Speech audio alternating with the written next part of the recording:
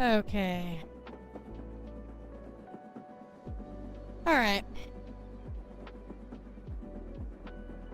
That should fix it. We will see.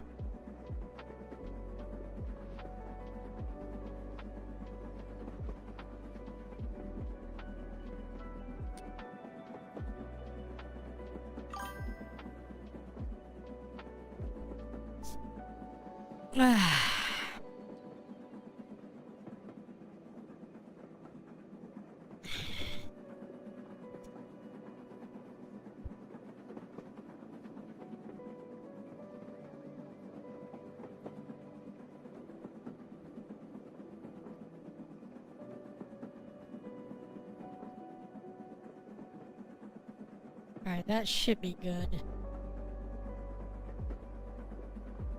Alright.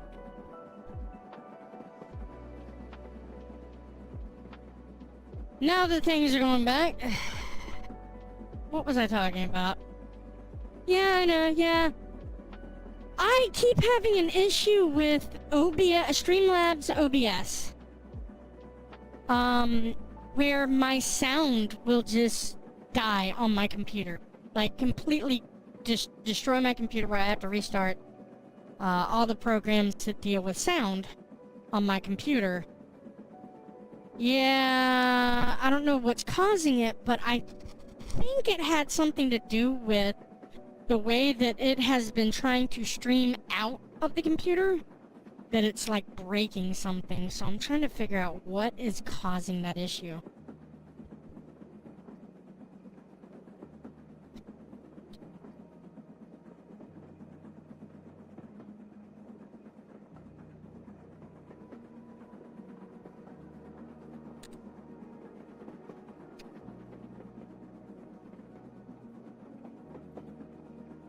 This can cause audio to break and crack due to conflicting audio settings, high CPU usage, or issues with audio drivers and hardware.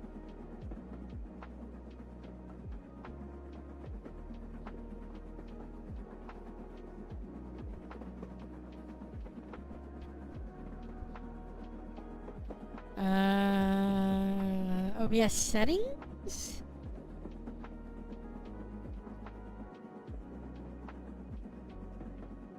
And...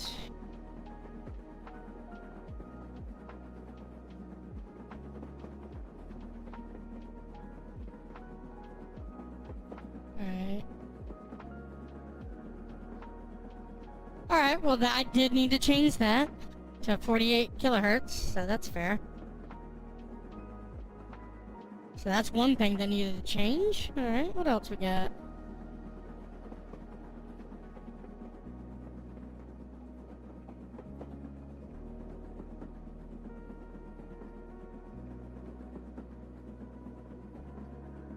On the advanced okay, hang on.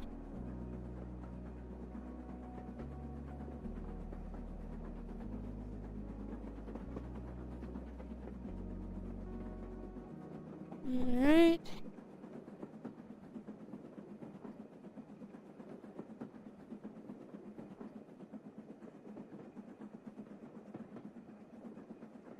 Alright. Go to the playback and recording tab, right click on active audio devices.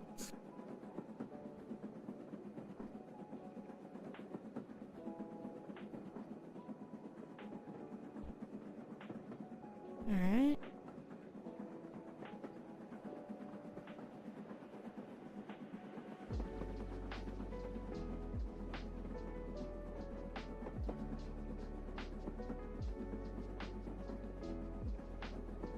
Give exclusive mode applications priority.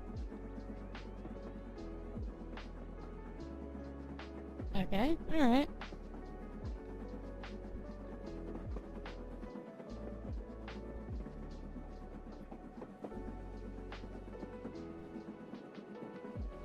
Alright, let's see.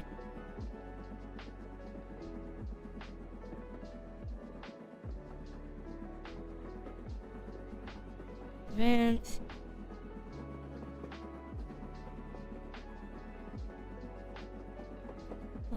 Okay. Alright. And this properties. Advanced, sell applications. Okay, apply. Okay.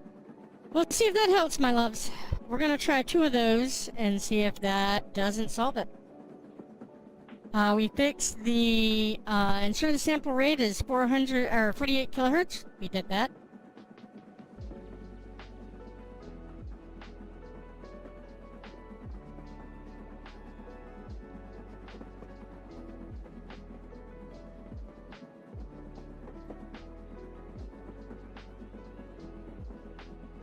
Okay.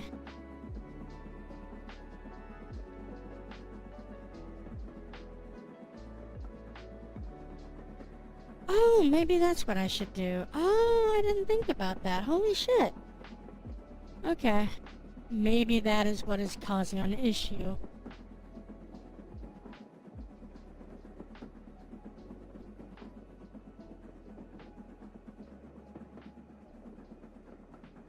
Alright.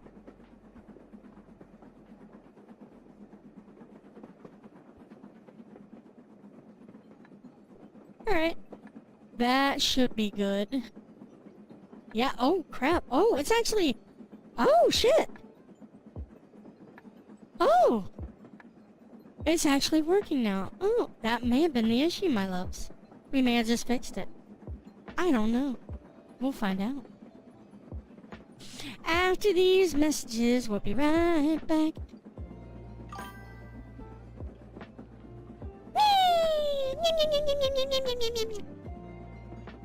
It may have been trying to pick up my audio in 3 different locations, and that is why it was screwing up, but we'll find out.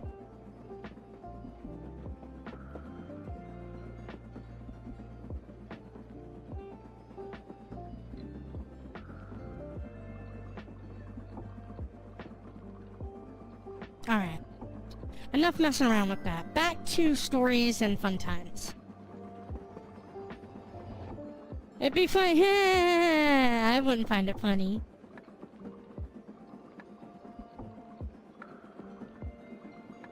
I would not find it funny since I just spent, like... I'm $600 in debt because I had to buy a new processor for the computer so that I could continue to stream. I would be very upset.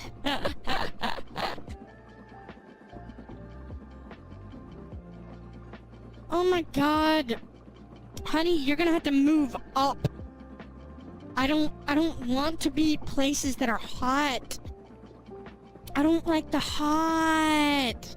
Humidity and heat just don't get along with me. Like, give me a 70-degree day and I'll be happy.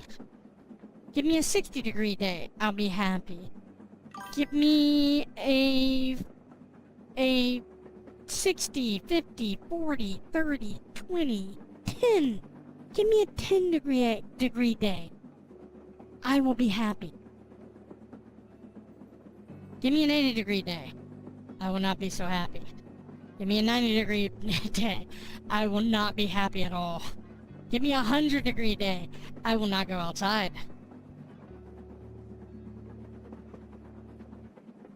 Hey, I am neither confirming nor denying a possibility of ever becoming a room. I don't know what my future entails. I don't know where I'm going to be. I don't know what's going to happen or anything. I don't know anything. So I'm never going to say no to anything that could potentially happen.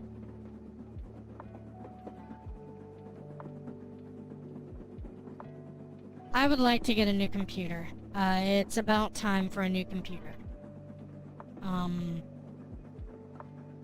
I actually have a card to a place that builds computers that I'm going to be speaking to them when I actually have some money.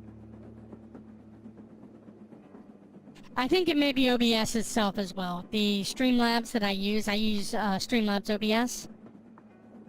Because it's a lot easier, and I really should just switch completely over to the regular OBS because it's so much easier on my computer. But Streamlabs is just so much easier to use.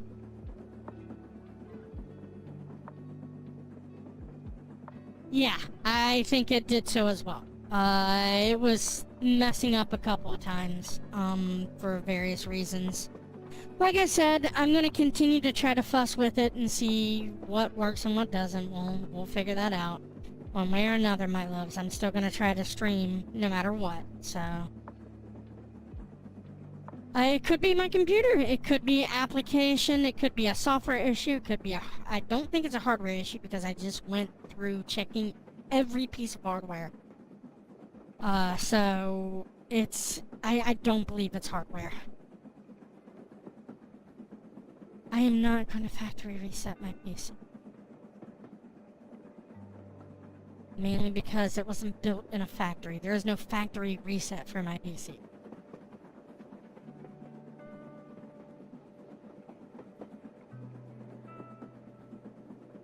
Like, I didn't buy it from Dell. This is all pieced together parts. So...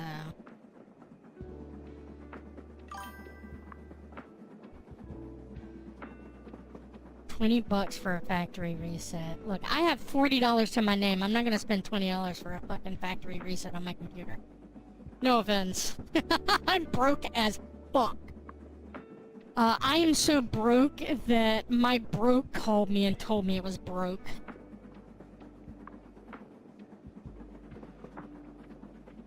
Yeah, when it bugs out, yeah. Oh, oh, I thought you wanted $20.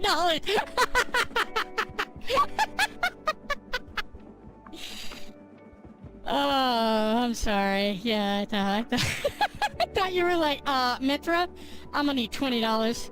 I'm gonna need about, $3.50.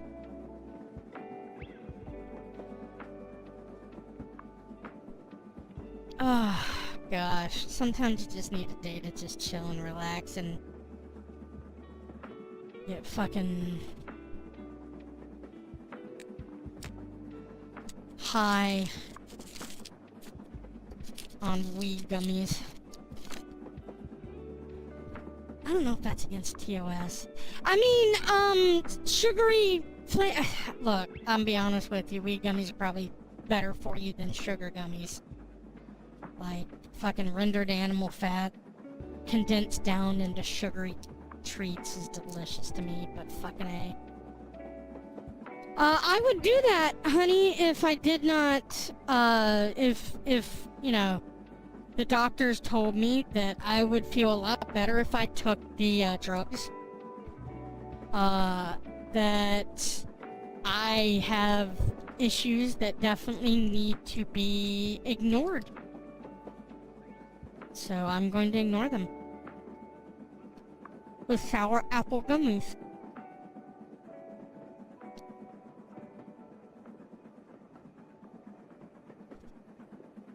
I was thinking about adding new buttons to the, or even new sound effects, actually, to my stream. Are there any requests for sound effects or music or anything like that for my stream?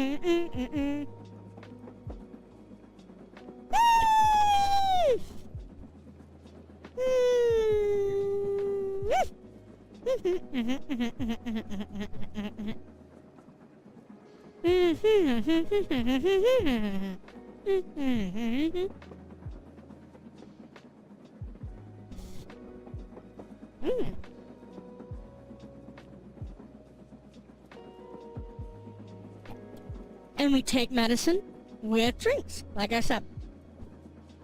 What buttons? You know, I've been thinking about what to put on there as button-wise, and I'm trying to figure that out, personally. I'm not entirely sure. I would like to figure out, like, what button-wise you guys would like. So if you have any suggestions to put down there, I was thinking about putting stuff that are game-specific, like when I play Final Fantasy, or I play World of Warcraft, or,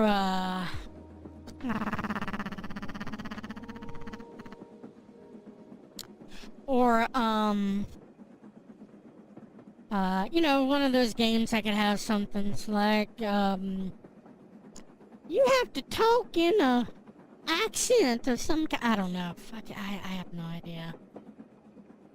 Like, oh, you have to speak in your native brogue for like 5 minutes or 10 minutes or something. Switch 2.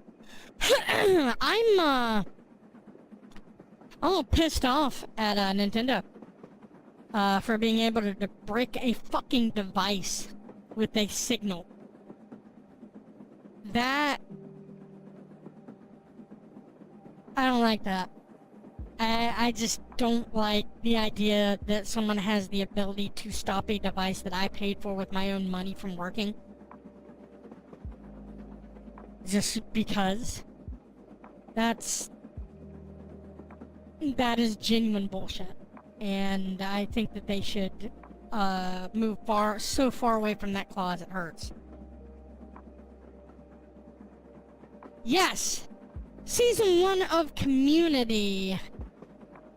I think I really enjoyed the end credit scenes with Troy and Abed.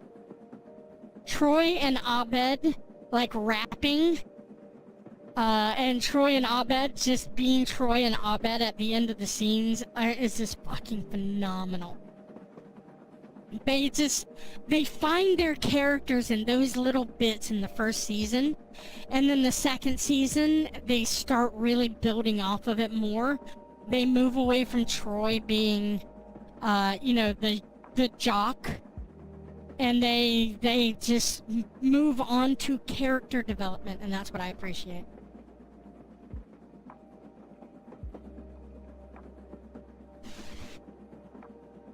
But yeah. My favorite part about that entire series is Troy and Abed. They just have such chemistry.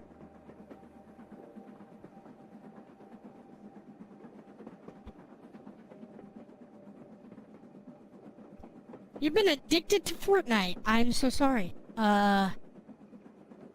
If you or a loved one, that you know of are addicted to Fortnite, you can get help. You just have to realize you have a problem first.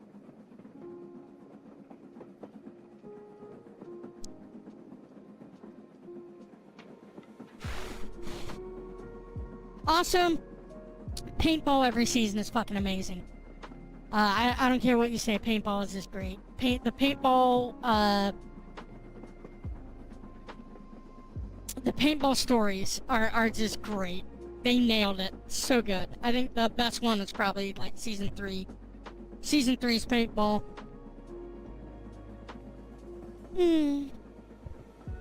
But I like fucking, I like sitcoms and stuff like that. I actually thought about watching, like, for Halloween. Oh shit, we have a spirit, my loves. Let's find out what spirit it is. Oh, hello, Mr. Conductor. Hello, Mr. Conductor. We got a bear conductor.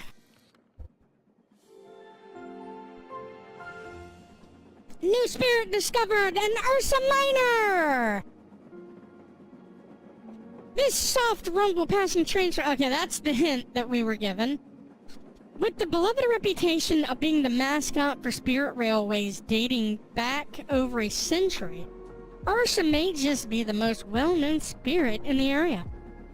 Bearing a jolly conductor's uniform and a wide-open grin, Ursa cheerfully welcomes each and every passenger with a salute. Sorry. As I choke on my own spit. Bearing a jolly conductor's uniform and a wide-open grin, Ursa cheerfully welcomes each and every passenger with a salute as they board their train. This spirit delights in seeing children's faces light up as it greets them, and loves doing silly tricks, dances, and comedy acts to make kids laugh and smile. Ursa prides itself on its efforts in encouraging people to use more public transportation as an affordable and environmentally friendly travel method. Even when off-duty, you can often catch an Ursa riding the train just for fun, pointing out landmarks and tourist spots for all to admire. Ursas with unique uniforms and fur colorations can be found across different regional stations. While this has long been believed to be a natural phenomenon, most recently the zipper seen on the spirit's back has led to rumors that Ursa is actually just wearing a mascot costume. But Spirit Railway has never given credit to these rumors. Spirit Railways and its trains' patented dimension-hopping magic have been a long-standing fixture of Spirit City, now renowned as a hub of interdimensional travel. Many beings, spirits, cultures, and communities from far-off worlds have been put down roots here thanks to the once bustling railways, ferrying them to new, exciting lives within the city. While other modern means of travel might since become more efficient for getting around the city, nothing quite beats the charm and nostalgia of a leisurely train ride to places unknown. I agree. I've never been on, well, that's not true. I've been on plenty of fucking trains. Over in the UK, getting around by trains is how you fucking get around. So yeah, that's that. I almost said, yeah, I've never been on a train. I've never been on a train in the US. I've never been on a US train before.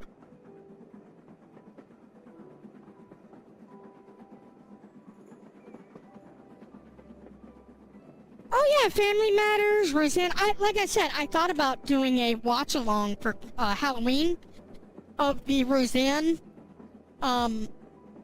Halloween shows, because evidently they're supposed to be the best sitcom shows. And I do remember Roseanne and watching Roseanne when I was a wee little goddess. And it was enjoyable, but kind of depressing. The show was, at least, in my eyes. It felt super fucking depressing. I don't know why, but again, I was super small back then when Roseanne was on and running in rotation. So I just remember it kind of made me feel depressed. It was like a broken fucking family. So, I don't know. I guess now that I'm older, I know that every fucking family is broken, so it doesn't really matter now, does it? So maybe I'll give it a shot. Maybe I'll watch Roseanne and do some Halloween shows and see what it does. Oh my god, yes! TGIF with Step by Step, Day by Day. I don't remember the song. I thought it was Step by Step. Yeah. Step by Step. It had Family Matters with Urkel. Did I do that? Fuck yeah. Full House, yeah. Shit, yeah.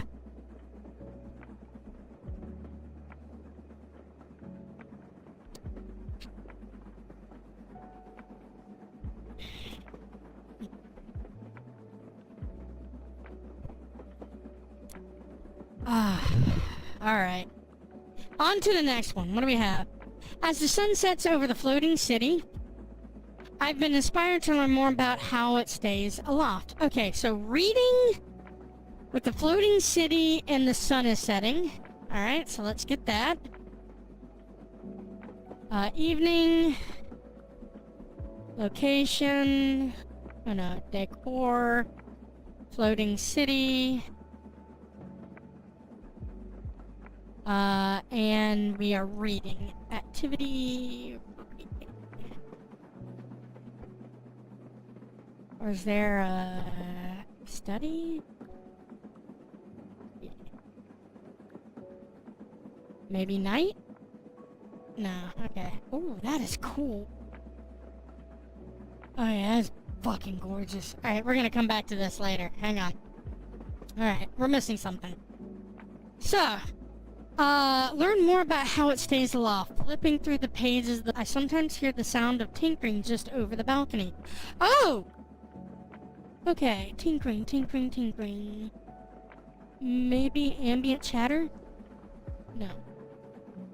Tinkering, tinkering, tinkering, tinkering. Chimes? No.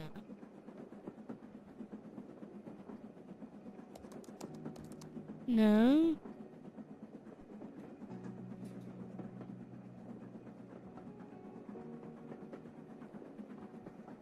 Okay. As the sun sets over the floating city, we got that. I've been inspired to learn more about how it stays aloft. Flipping through the pages of the books I brought, I sometimes hear the sounds of tinkering just over the balcony.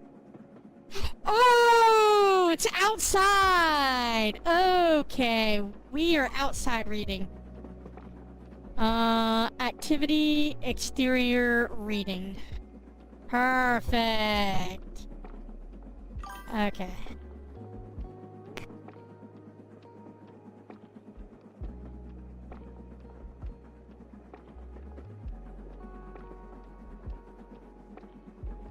Didn't Full House had that one episode where Stephanie... I have no idea. I'm not a Full House aficionado. I just enjoy it for what it is.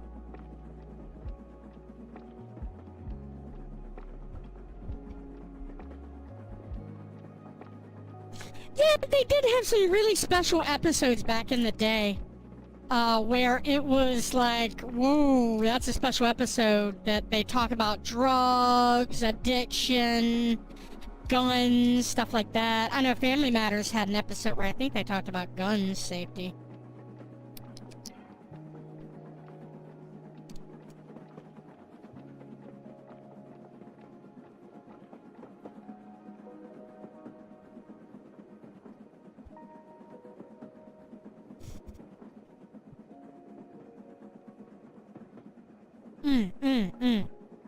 Yeah.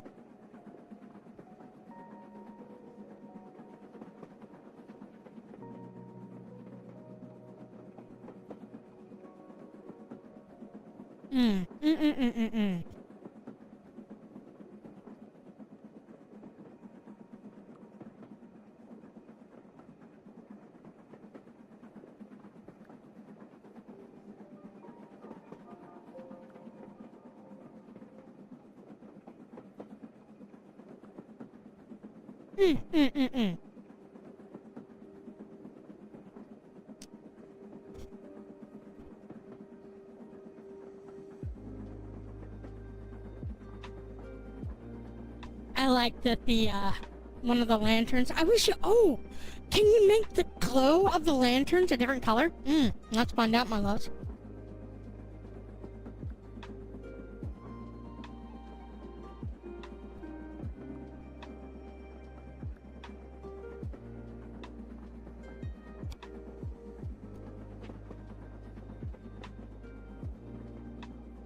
Alright.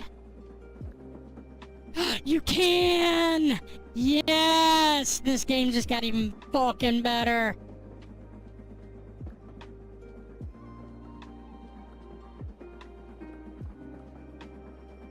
No. Yes! Full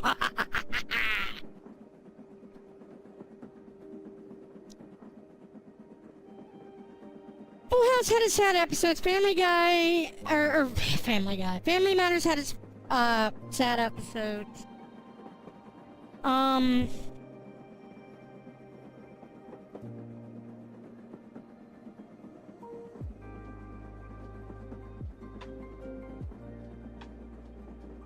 You know what show I really enjoyed? And it's not a sitcom.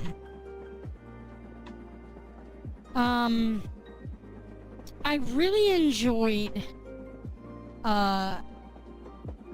Chippendale Rescue Rangers. I don't know if anybody remembers that show. Chippendale Rescue Rangers.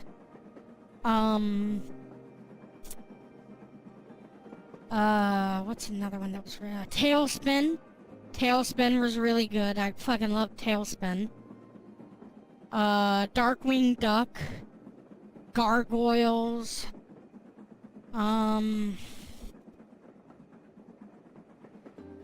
Like... Ed, Ed, and Eddie. Yeah, I had a huge crush on Gadget. I'm pretty sure Gadget is the reason that I like furries. I'm pretty sure that is the reason behind me liking furries.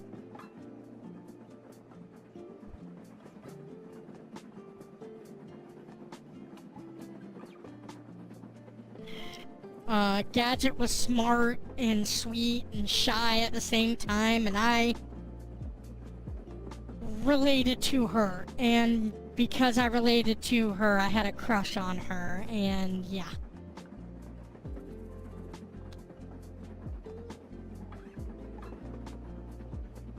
It's, an intellectual introvert. Basically, like, so many fucking characters in games that I like.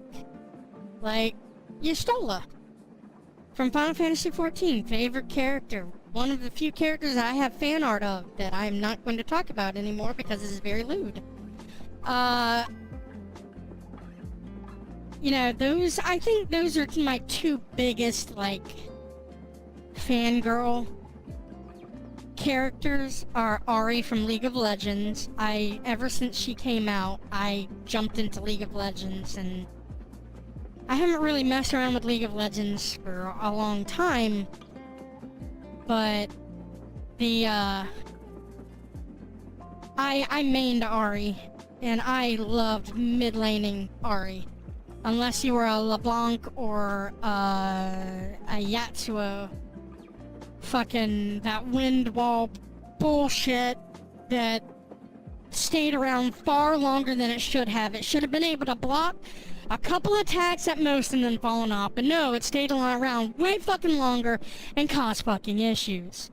So I'm a little annoyed at that. But one of the cool things you could do with a Yatsuo is you could really fuck with them. Yeah, I love that Nettie. That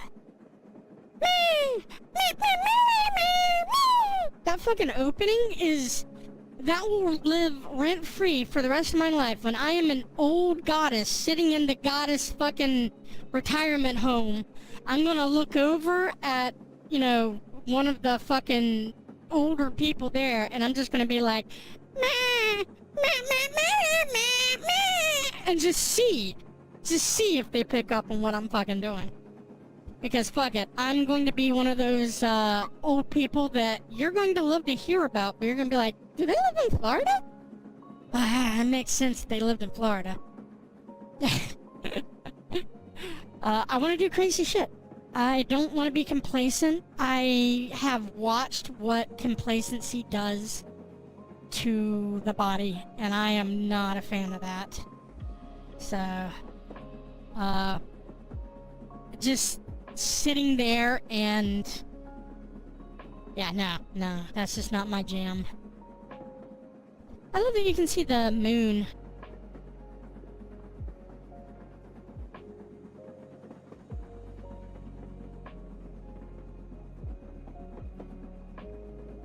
God, this game is so relaxing. It gives me a chance to get all this shit off my chest that I just wanted to scream at the top of my lungs.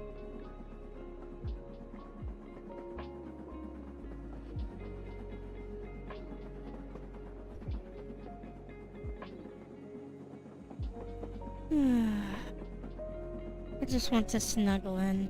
You know, one thing I do want to do is, after we get the next spirit, I'm going to go back and I'm going to show off a little bit of the house that I made. Because I'm very proud about my little cabin, my little pillow fort home away from home that I built in this game. Ow.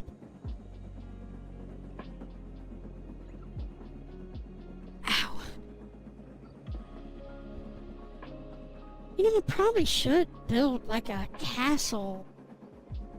Like... a castle train? if that makes sense. Oh, yeah. Did you ever see the last episode of Ed, Edd n Eddy when they finally go to meet Ed's big brother? Who Ed, for the entire series, has painted up to be this monolithic fucking, like, mythic character.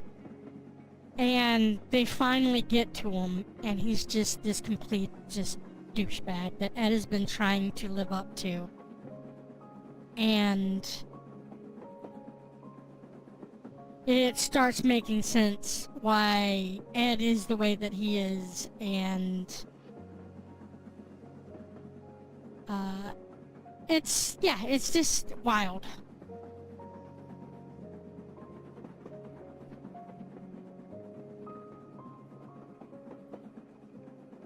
That was a sad episode. That was one of those episodes that's like, damn. I mean, it all makes sense, but damn. Trying to think what else. Like, Powerpuff Girls back in the day, I fucking ruptured my boxers. Like, I don't know why, but it was just fucking cool back in the day. Townsville and fucking... I don't know why, it was just enjoyable. Yeah. And it's just popcorn fun. It's a popcorn fun show to watch. You just turn off your brain, watch it, laugh, and enjoy it. Mojo. Fucking love Mojo. Such a great... The villains were fantastic. I think the villains were what made it. I think a Batman fan was like, you know... What if Superman was a bunch of little girls and they dealt with, you know, little girl shit, but the villains were Batman themed? And it's like, I mean, yeah, that sounds actually pretty fucking cool. Like him and Mojo and who's the Buzzbee bear guy? I can't remember his name. He was in the first episode, I do believe.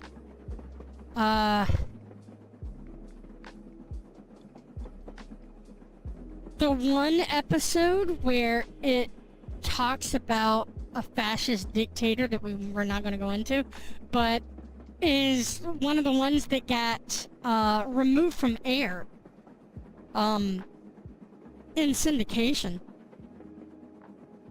And that I found interesting, go down a rabbit hole of why it was banned from being repeatedly aired. But I like going down rabbit holes like that, where censorship gets the better of, like, whatever's happening, and you just don't see it again. I remember so many shows in my youth being,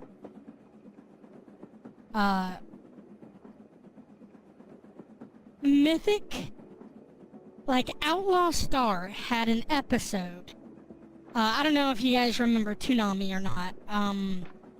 Outlaw Star, when it was airing on Toonami, had a mythical episode that was banned because it was them going to the hot springs before the final several episodes, and it shows where Gene Starwind gets his caster shells, the last caster shells that he actually uses that damn near kill him. He gets it from these maidens at a hot springs, and there's nudity involved in it. Obviously, why it's not involved in the show is because of the nudity. And yeah, yes, Aisha Clan was my girl. Holy shit. Aisha Clan makes me happy still to this day when I see her. I definitely still have a crush on Aisha Clan. I probably still will for the rest of my life because, you know, fucking, Outlaw Star is a badass fucking anime, and I recommend it highly to anybody who wants to see sci-fi anime. Such a fucking awesome show. Anyway, so it shows where those caster cells came from. And, it was a mythic show that I finally was able to track down, and as an adolescent of enjoyable age, enjoyed the hell out of that show, and the fact that Aisha Clan was naked in that show. And my little girl heart and other extremities were very happy about it. But back in the day, you know, porn and stuff like that wasn't available as hard as it is nowadays. It's so easy to get your hands on the stuff. It's insane. You know, back in, and maybe this is just little kids. Back in the day when you're discovering yourself, you run off and you find stuff to enjoy. Me, I went off into the woods and found magazines that were abandoned there. I remember when I was young, but old enough that I could purchase magazines. I legit, okay, alright. I have up in my closet a box filled with old stuff from when I went to Comic Cons and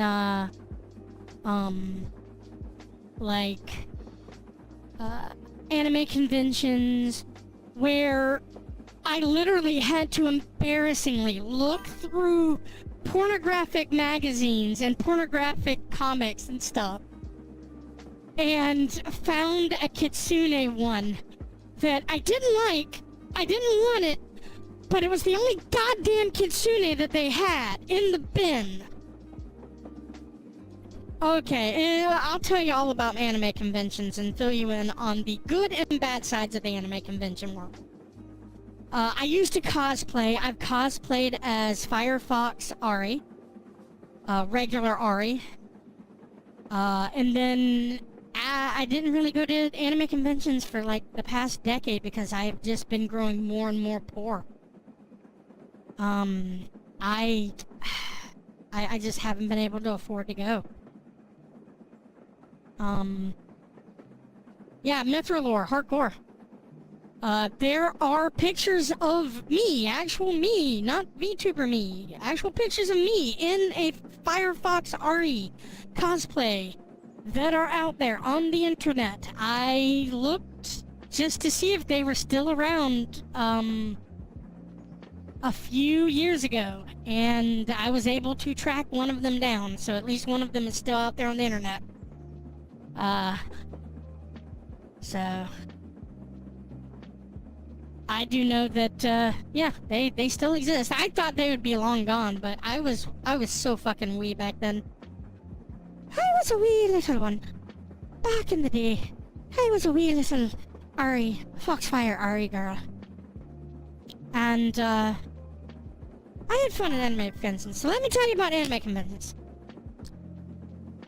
Oh yeah, I fucking love, Ari. And, it's one of the reasons she is the other character in which I have gotten intimate pictures of with myself. So, I'm like, okay, these two characters mean a lot to me if I'm willing to pay to get their images and myself put together. So, obviously, yeah. That's what I am... I know that I have a fandom for those two characters, specifically. Whee! But, okay, anime conventions, in a nutshell. Let me go over, and if I miss anything and anybody's been to an anime convention, fill in. By all means, just poke in. But, anime convention-wise,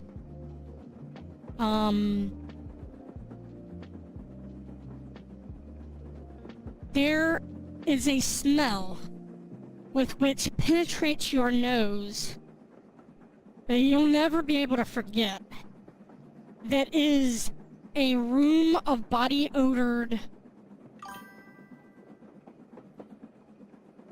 people with whom treat basic hygiene as a mild suggestion.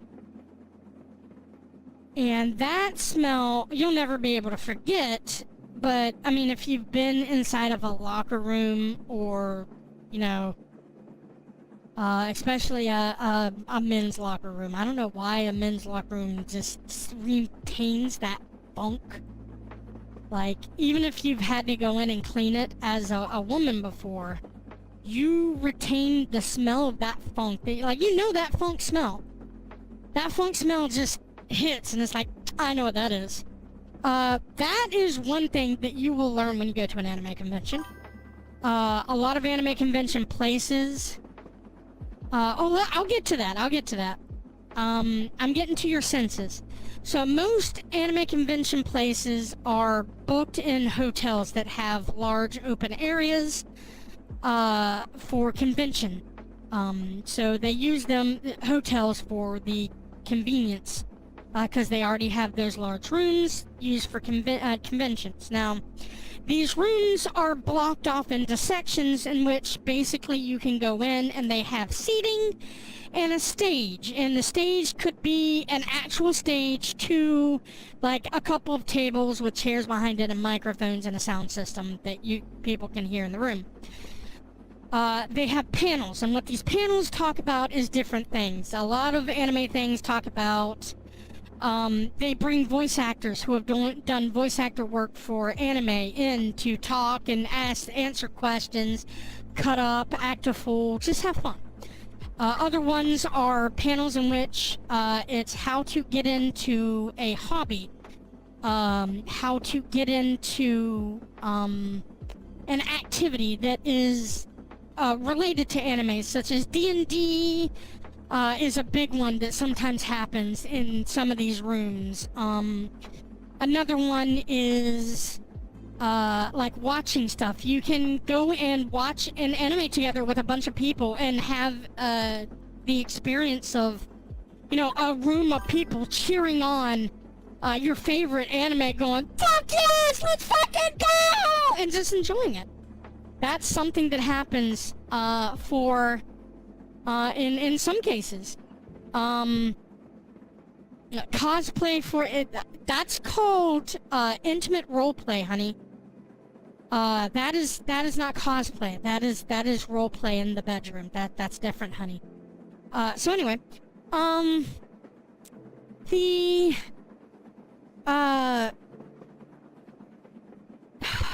was I saying? Oh yes, the different rooms also have different activities in them, games and drawings, and then you have two of the biggest parts of an anime convention. Oh, that's fine. You don't have to. Anyway, you were doing something. So, Artist Alley. Artist Alley is a thing which artists of all caliber, from really good, like, manga drawers to, like, your fan art drawers, the stuff that I pay for, that I love getting art from, is artists, and they will buy a booth. And the booth is basically just, like, depending upon how much art you want to display and what you're trying to do, your basic means is that the artist wants to sell art, and the non-artists who go in there want to buy art, and that is Artist Alley.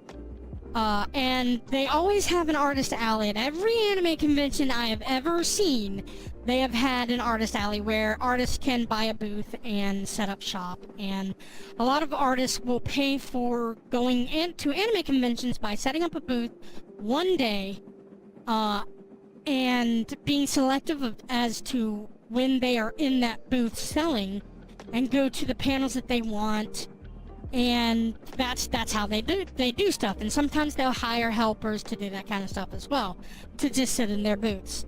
So that's Artist Alley. So that's usually like a room you go into. This is a huge place that you can walk around with artists displaying their art and offering, you know, different things from macrame, fucking Pokemon to, you know, 2D art to, I've seen some people showing off the craft work of model making. I've seen some people doing active paint, model painting. Like, there's so much stuff that goes on in Artist Alley. It's just wonderful to walk around. Just take a day to walk around in it. Then you have the actual anime shops. And what the anime shops detail is a room specifically for your plushies, your anime figures, your video games, everything and anything that you could buy related to anime. Hoodies and blankets, pillows, t-shirts, everything you could think of. That is where the shops are, and that's where you will find professionals who are like, yeah, we get this stuff shopped in from Japan, this is Crunchyroll specific, this is such and such and such and such. Oh, this is where you can find your rare Moe idol dolls and your crazy like paraphernalia that deal with anime. And it's just a bunch of shops that you just go around and you get what you want. And that's usually where your porn is in those shops. And it's so creepy to sit at like a manhwa or a manga shop and you have to go through the porn. Like, oh god, where are the kitsune? No, I don't care about that. Oh god, I don't want that. No, that's gross. Yeah, that's what I want. I just want big booby kitsune. Yeah. So, back in the day,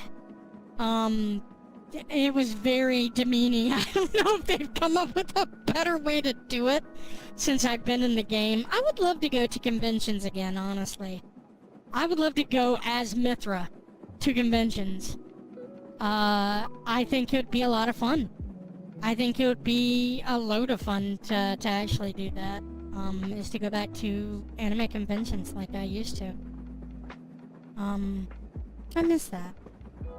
But with my immunocompromised bullshittery that's happening, I don't know when and if that's going to be possible for a while.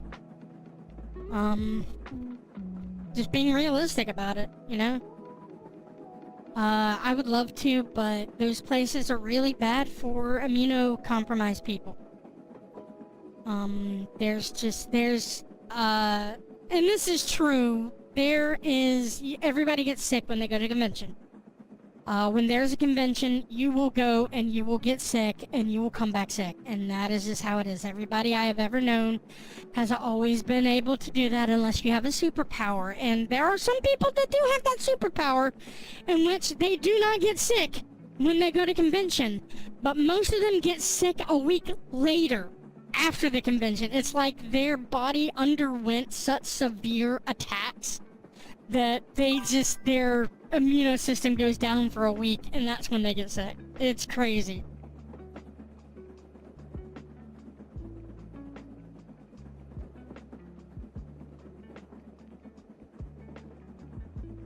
Oh, I have a superpower? What is my superpower?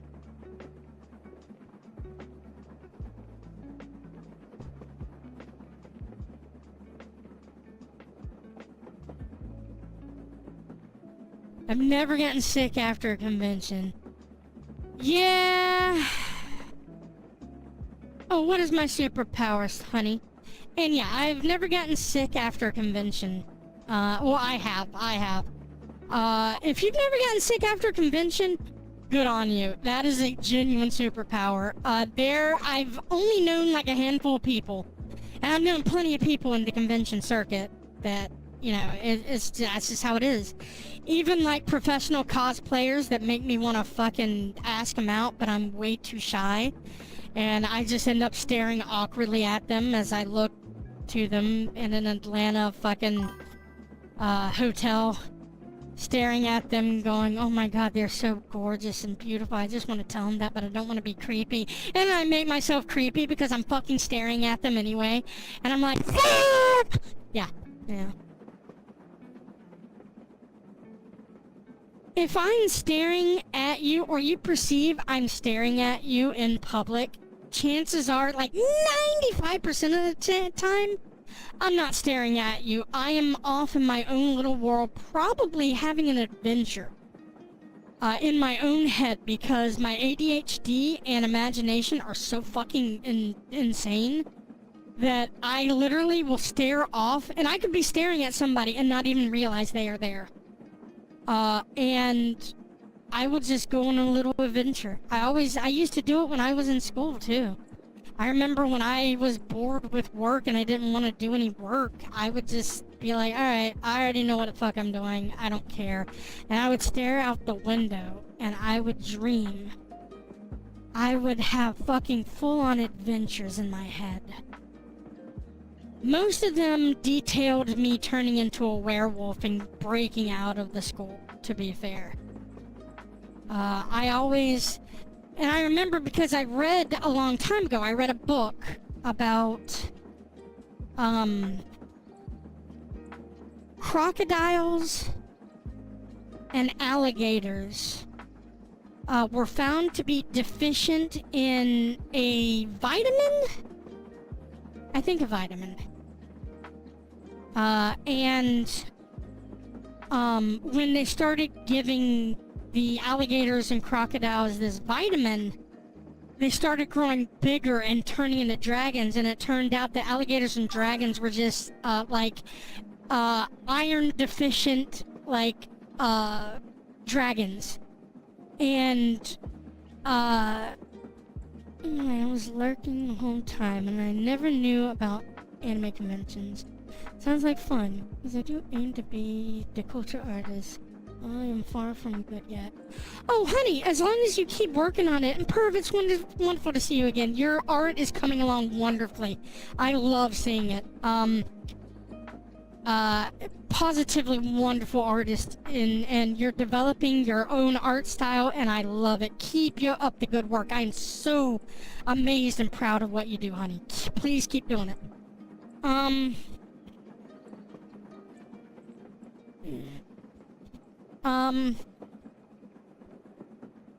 Yeah, anime conventions are a lot of fun. What we used to do, and I will go ahead and say this, that you're not supposed to do this. Specifically, you're just not supposed to do this. But, what we used to do is buy a room and tell the people at the place the maximum number of people they will genuinely allow to stay in that room. But I remember we have packed it in 12 to a single bed room before. Sleeping on the ground in a room like that is, you don't sleep as more as like go catatonic for a couple of minutes at a time, and then wake up, and then go catatonic for a couple minutes at a time, and then wake up, and then go catatonic for a couple minutes at a time, and then wake up. It's hard. But when you have 3 days to do as much as you possibly can in those 3 days, you destroy your body in hopes to do as much as you can at a con. You will stay up. They have panels up until like 3 a.m. at some of these events. Some of them keep going. I've seen an event start at 5 a.m. when the last event ended at 4:30 a.m. They just keep going. Like, it's crazy. Like, anime conventions are an animal in and of themselves. I remember specifically, I wanted to stay up because the voice actress for Ryoko from Tenchi Muyo was at a convention, and Ryoko was my first anime waifu. She still has a place in my heart. I adore her. She's one of my favorite waifus. And honestly, I've thought about getting fan art of me cosplaying as Ryoko, because I do have a lot of admiration for her as a character. She, you know, in my delicate years was definitely an inspiration for many a lonely night, if you know what I mean. So yes, Ryoko is up there in my adorations.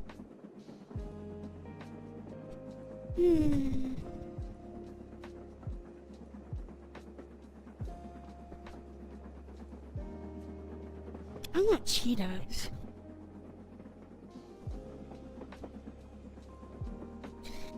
I don't know why, but I don't know if, like, this new soap or whatever is causing it, but my feet smell like Cheetos. And when I smell, like, I get a whiff of my feet, I just want Cheetos. And it's weird because I have, like, I have this skin lotion. Skin lotion, it's body lotion or whatever it is. Fucking Twisted Peppermint, daily nourishing body lotion with shea butter and coconut oil. 24-hour moisture. Anyway, yeah, it's peppermint. It smells, I smell like a fucking candy cane, like sugary peppermint. Like, very nommable, very sweet. And I wanted to smell pepperminty because for a while, I smelled like vanilla cupcake. And I like smelling like, something you can eat. I like smelling good. Smell is a big sense to me. Like, smell and sight are, like, tied for the biggest, like, sensations that direct my actions. I like scented candles. I like good smelling body lotions. I like good smelling bath salts and yeah, I'm just talking about myself. Well, it happens, yeah. But I like, that's what I enjoy. I should call this, What Mithra Likes stream. That's what I'm gonna call this stream.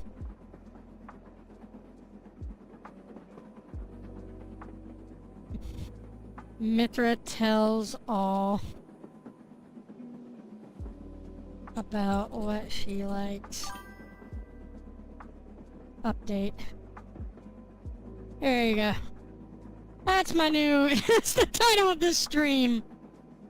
You know what? I have so many friends, Mason, sweet darling. I have so many friends that have weird stories about how they met me. I have some who are like, oh yeah, we met in a Werewolf the Apocalypse game. I have one of my oldest friends. It's like, yeah, we met in a Werewolf the Apocalypse game, and that was weird. I have games where we were playing One Piece together. A roleplay game One Piece together that was so detrimentally horrible. The GM for it was young and didn't know what they were doing, and it was, what made the game fun were the players in the game. The players in the game made it fun, and we became friends, and that is who I have been permanently D&D playing with for the past, like, 10 years. Is this group of friends that I played with in a D&D game. I never like letting friends go. I never like giving up on a friendship. I never like letting anybody go from my life that I can help. Because my entire life, I've had people leave it and never come back, and it hurts. If I get a friend, I don't want to lose them. But I've also been learning on either a better friend, a better person, and a better me. Aww. I will not give up on you, honey. I don't ever want to get rid of my friends. I've had too many friends walk out of my life mysteriously, just up and just disappear, and it sucks. I want to be the bestest friend. I want to be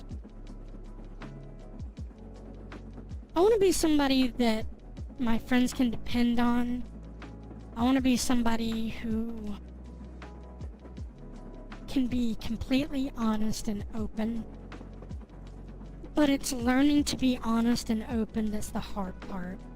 And that's it. It's the same with life in general. Is you have to learn to be open. You have to learn to be honest, not only with yourself, but with everybody else, and be okay with who you are.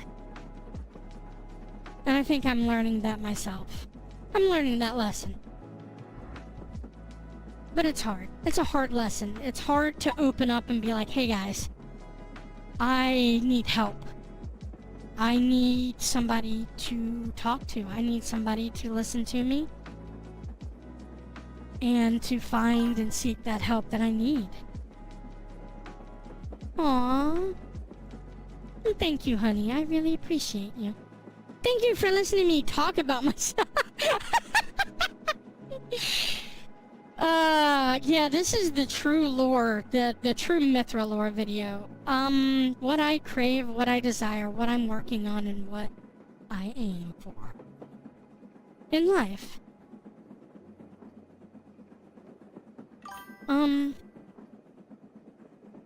Yeah.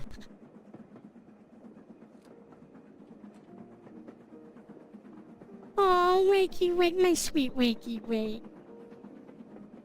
I adore Wake. Wake and me have been friends for, God, how long have we been friends, Wake? It's been a long time.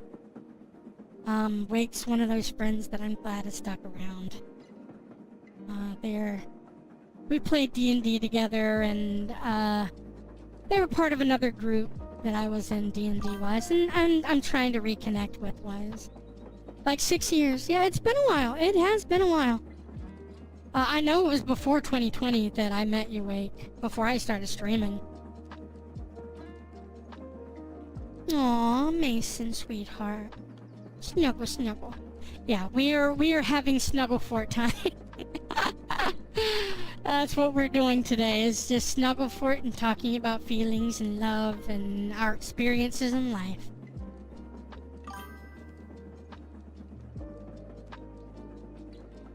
Yeah. Yeah. I still, I really need to get artwork, for the graphics for, like, my channel. I need to start looking more professional. I need to start doing stuff way more professional. I need to start learning to do more stuff professionally. I want to do videos, for YouTube. Like, I've been streaming on YouTube since I started. I was hoping that YouTube or Twitch would take off, and neither really has. I've had moderate success in both, and I appreciate every bit of success that I get. Don't get me wrong, I'm sad that I haven't taken off, but I'm more sad that, like, everybody who supported me and continues to support me just kind of sees me in this limbo, and it sucks. God, it sucks to be stuck in this limbo.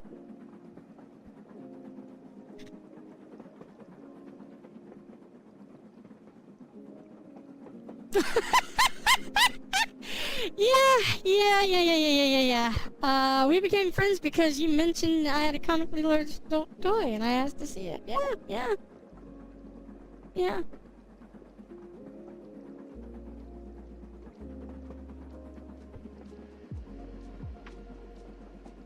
I could use an editor, but more than anything, I could use some time to... Back in the day, I used to do anime music videos, AMVs.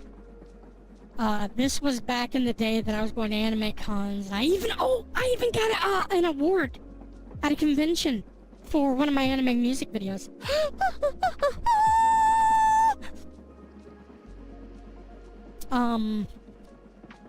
It was, Naruto had the original Naruto just released, these subs. They were fan-made subs for the anime. They had just released the final battle with Zabuza, the first arc of Naruto, when he fights the ice girl or guy, I don't remember, and Zabuza, who is one of my favorites. Zabuza has always been one of my favorites. So I created an AMV that is now corrupted after so many years, like 20 odd years. Yeah, he has a big ass sword.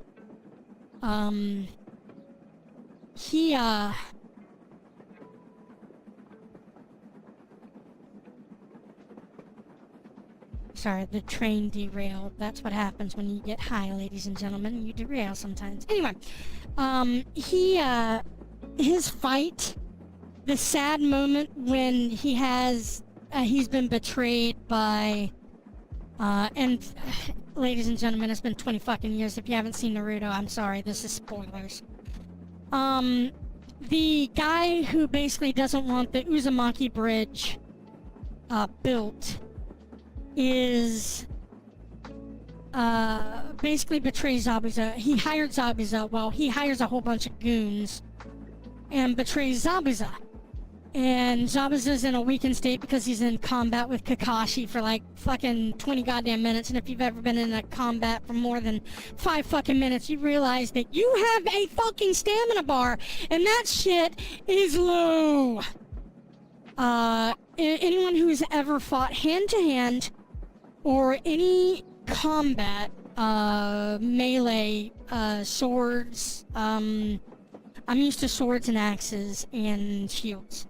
That is what I'm used to using in, I used to belong to a chivalry armed society that used real steel, and, we used to fight with weapons, like actual weapons. So, yeah, when I wield an axe, yes, I wield a goddamn axe.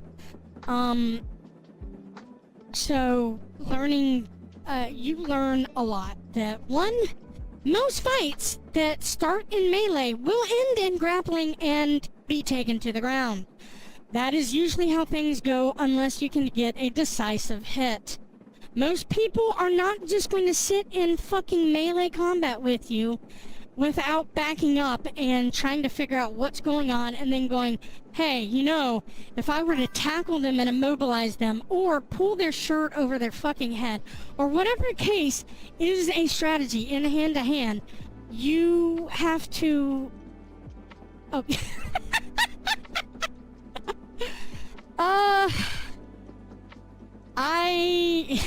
Thank you, Draco. I love you for that. Thank you. You learn real quick that to take someone out is all about the decisive victory of disabling them. Disabling their weapon, disabling their ability to swing, disabling their ability to actively participate in combat. And usually that entails in, I remember the longest combat I have had, there was like full-on combat, like legitimate combat.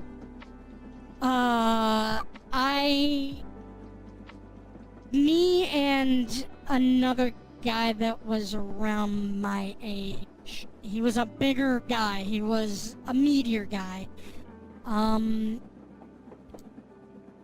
I did not have to look up to him, but it was not on eye-to-eye level. We'll say that much.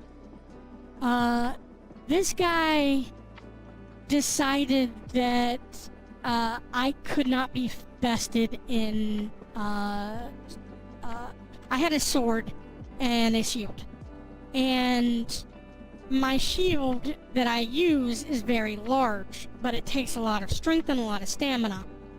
I have a lot of stamina in me, a lot of stamina, and I not as much as I used to, unfortunately, but you know, that was before I got exiled. But anyway, that's beside the point.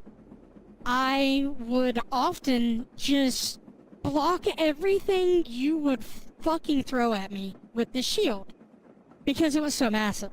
It was a wall of fucking wood. It was dumb. You couldn't get to me.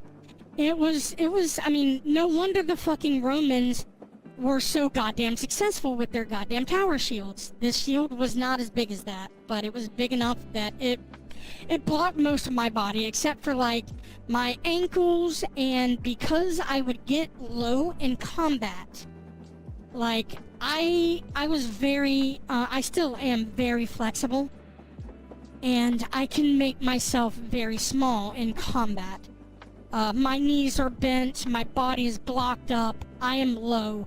I am in a very, very solid stance. I basically turn into a fucking castle. You don't want to... sieging a castle is something that takes a long time. It's the same idea with me. I'm going to make you waste yourself. I'm going to make you lose your stamina. That's the name of the game. So when you're throwing your heavy, critical strike, melee, combat, ultra move, all it's doing is just slamming against my shield.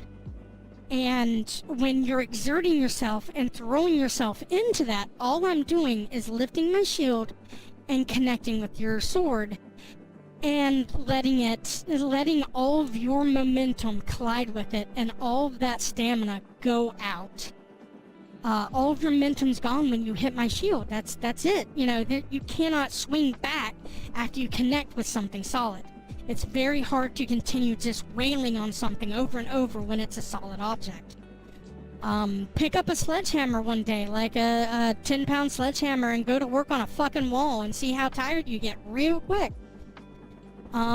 It's the same thing in combat. You get tired real quick. And then after you get tired, I would move in and bully you with my shield until you open yourself up enough that I would get a strike that would be enough to kill you.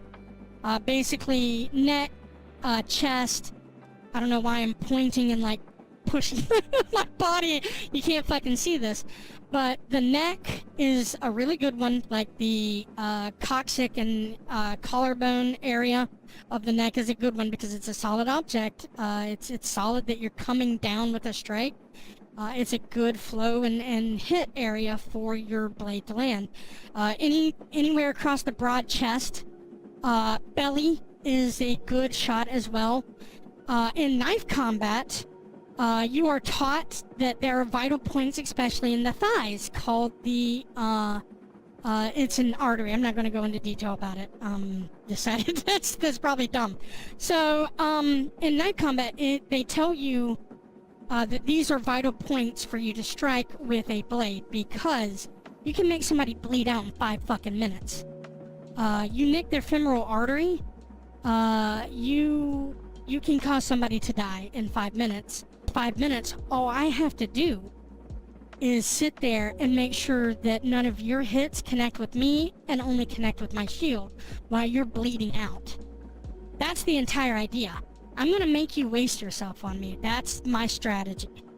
So,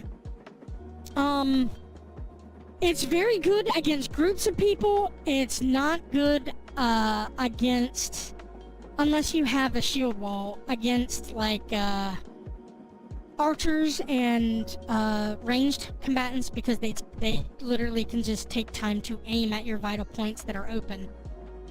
When you are moving, you still have points that any ranged person has. So usually, if I'm having to deal with anybody who is an archer, I abandon the shield and rush. You have to. You have to abandon your shield and you have to rush them. You have to get them in melee. Usually the best idea is to take out their legs in a tackle. Just fling your entire body into them. Grab, both of your hands need to be underneath their knees.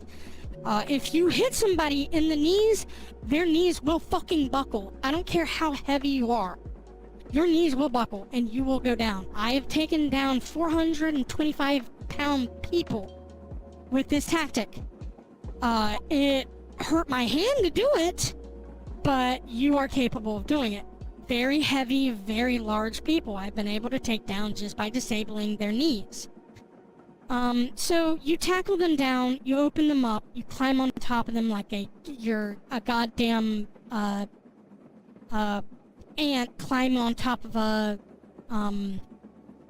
titan, and you're there to slay them, and you go in for the kill. You go for the chest, neck area, vital points. You want to hit an artery, you want to hit the aorta, you want to hit something vital. The liver is a good option as well. The liver will cause sepsis and will kill a person. It's quite easy to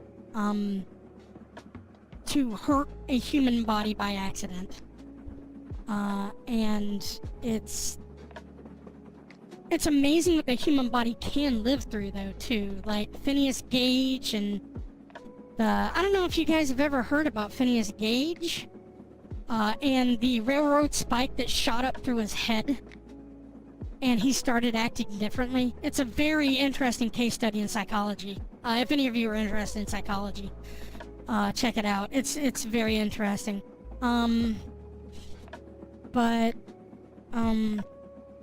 It's amazing what the human body can live through and keep going on. But if you are smart enough and wise enough and you know what you're doing, you can absolutely devastate somebody before they can even know what's happening.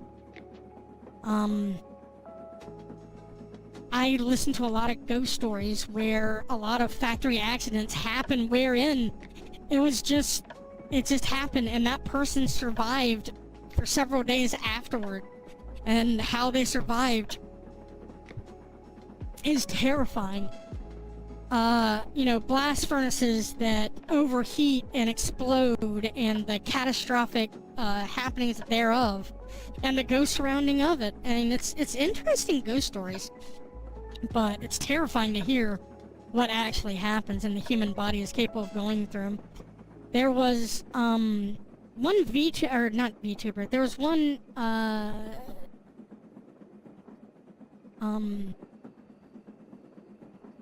creator, I guess is a good way to put it, content creator on YouTube, named Wendigoon, who does a lot of stories and stuff like that, and that's something I want to get into. And one of the reasons I'm talking about it is I wanted to get into lore videos and stuff like that on YouTube because I like those. But like ghost stories and stuff like that, like the stuff that I watch sometimes on this channel, I would love to start making videos like that. I think that'd be fun. Actually going to like ghost places and like taking pictures of it there and posting it online, that would be so much fun. Would that not? I mean, actually going to the ghost places that I do a lore video on and actually using like some of the pictures that I personally take on the lore videos. Oh my god, that would be so much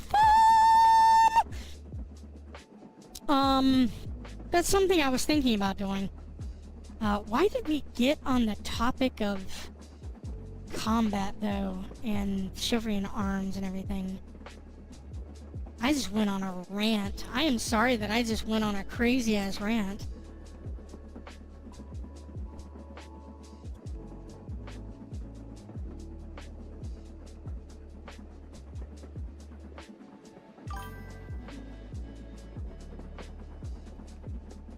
Oh Oh, the Zabuza AMV that I made. Yeah, it was a sad AMV that was to the Evanescence song. Oh God. It starts out. All right, hang on. I gotta type in the lyrics of it to figure out what song it was.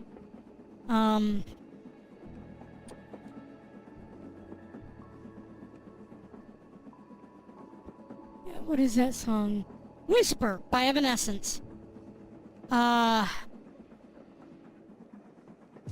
it is a very sad collection of basically flashbacks and sweet moments and the change of Heart of Zabuza as he basically becomes the demon one more time to kill this horrible person and basically die. And it was beautiful enough that I made people cry. I legit made people cry, and I was like, what? What? I got a fucking award for it. It wasn't first place or anything like that. Like, I did not win the competition. I did get an award for it. I think it was most theatrical AMV or something like that. It didn't come with like prize money or anything like that. It was just awarded like, oh yeah, you know what, Anime Week Atlanta. I don't even know if that still happens. Fucking Christ, Anime Week Atlanta. Anyway, yeah, that was where I got that. Oh, we had another spirit. Holy shit. Oh my God, it's an aerial otter! That's so fucking cute! I fucking love otters. Oh my God! He's so adorable! Yes, go to the spirit decks. While most spirits will freely lean on their magic to get their things done in the blink of an eye, but not for these industrious little crafters. Aviators! Oh my God, that is so adorable! Holy shit, aviators! That is so cute. Prefer the satisfaction of working with their own paws and love nothing more than to tinker for hours on any invention or gadget that needs fixing. Even so, this spirit has the ability to conjure the proper tool for the job right out of thin air. So, there's still plenty of magical in their own right. That's cool. Aviators are a very new spirit to the world, or at least in their current form, which should be obvious for the peculiar jetpack contraption they wear around their shoulders to fly. Oh my God, I wonder... Okay, we're gonna look at both of these. We're gonna start looking for the next one first, but we're gonna look at these in the decal first. Once regular, since they wear around their shoulders to fly. Were they once regular otters whose dreams of swimming through the clouds eventually manifested into spirits? Or did they perhaps come from some other more technologically advanced dimension? These are the kinds of mysteries that made me want to study the spiritography. The Cloud District rests steadily aloft in the air thanks to a complex system of magic and machinery that keeps it afloat. But it requires frequent maintenance to run smoothly. It's no surprise that aviators are common companions to the engineers who help keep the skybound marvel in ship shape. I love that they have more lore about this world that is slowly unveiling. Like outside of this cute fucking... God, I love this game. It's such a good game, guys. Like, highly recommend it. Alright. I'm trying to get an early start on writing some letters home. Okay, so, morning. Alright.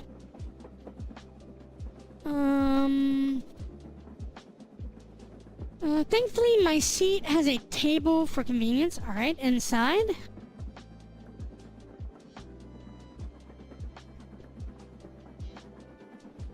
Oh, wait, activity. Interior. Alright. Oh, oops, not Alt Tab. A city passing by don't hurt either. Okay, so we want a city passing by.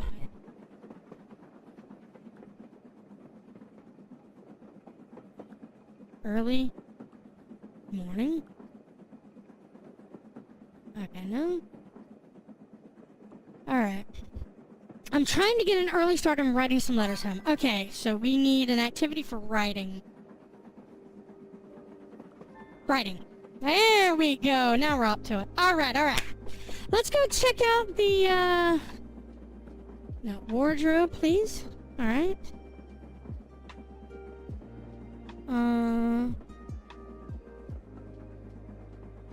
Let's go to the spirit companions. Alright. Hello! What do we have? We have a black with green. That's cute. We have a black and yellow. That's okay. I like the white and blue. Definitely done. Oh, I like the pink and blue too. That's cute. Oh, those are cute. But I think my favorite is probably the white and blue. That's my favorite. Alright. Now the otter. Otter may be one of my favorites. Oh, so cute! Hey! Oh my god, I just want to give you head pats! Ooh, I like the darker purple. I don't know which one I like more.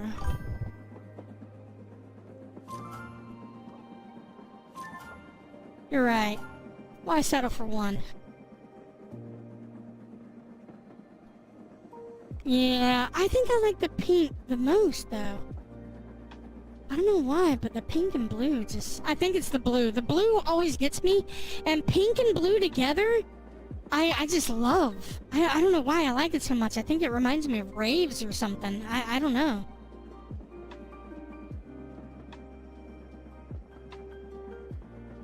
Yeah, that's a... Oh, it's called an aviator. It's a flying otter. Oh my god, look at him right on his little belly! He's so cute! Look at him! I just want to give him snuggles! Snuggles! Holy shit, they're so adorable! Oh my gosh! Yes, this is why I like this game, my loves. Anyway. Let's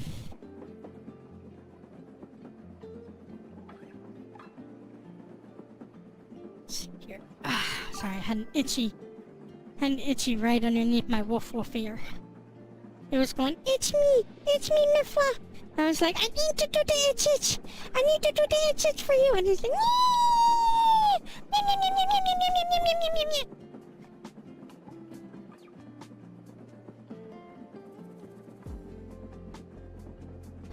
honestly, I think an AMV I would like to do is Freerun combined with, like... What's that anime about the courtesan... Or not the girl who doesn't want to be a courtesan, her sisters are courtesans? But she gets kidnapped and abducted into the... Bye, Draco! Take care! Much love! Have an amazing bowling game. Good luck. I give you a goddess blessing for luck. Bye. Anyway, I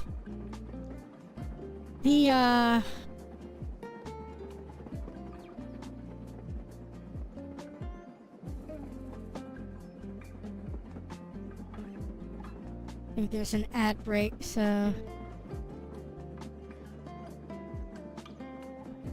there you go. So, God, I would love to get into bowling too.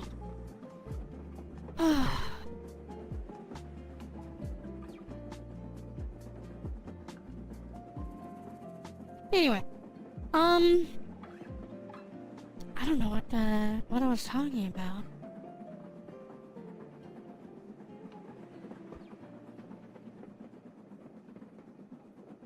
Oh, what AMV I would do? Yeah, free run. And the, you know what? I can just look up what it is. New anime about girl in, Emperor's Court.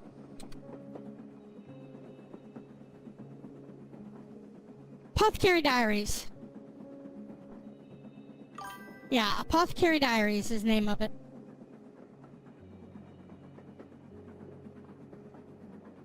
Yeah, I agree. I'd love to make friends and go bowling. I'd love to make friends and do anything.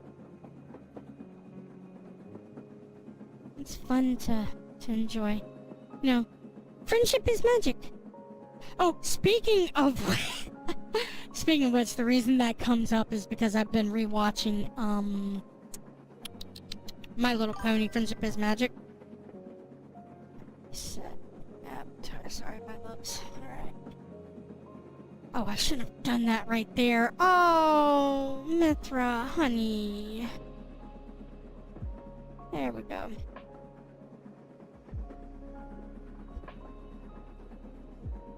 What time am I ending? I don't know.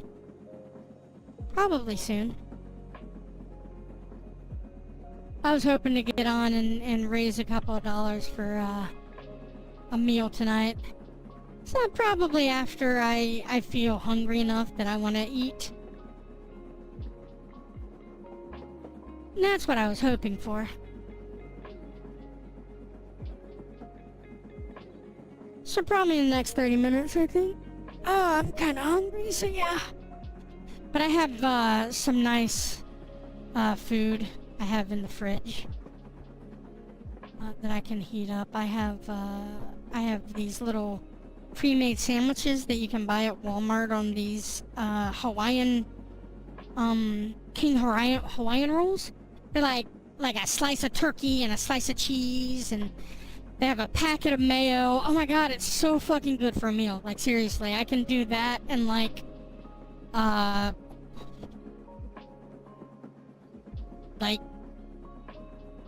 honestly, that's all I really need in a meal. I don't need a whole lot.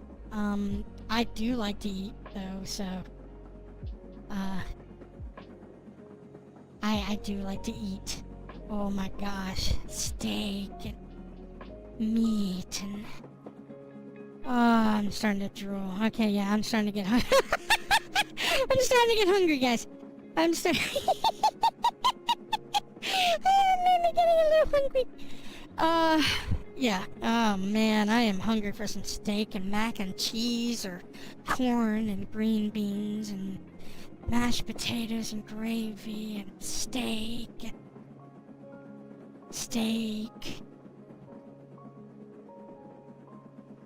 Yeah. Sorry, I'm leaning back. I'm leaning back in my chair and it's not picking me up because I am like, oh my god, drooling over steak right now. Yeah, the art of me drooling over burgers is like, that's for real. I've accidentally drooled on myself because of how good something smelled or looked, and I was just like, oh. Like, I'm an idiot. I'll be the first one to tell you I am an idiot. I wear my feelings on my sleeve.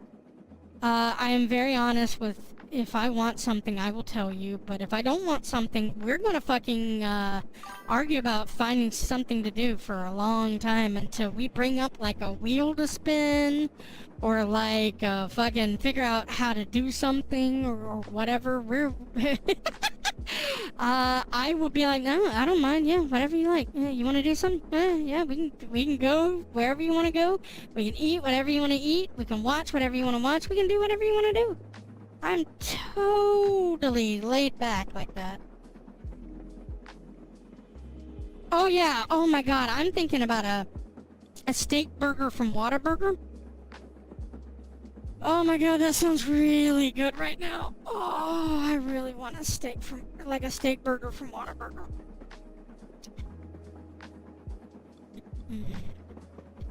I know, I should be a proper lady and actually sit up.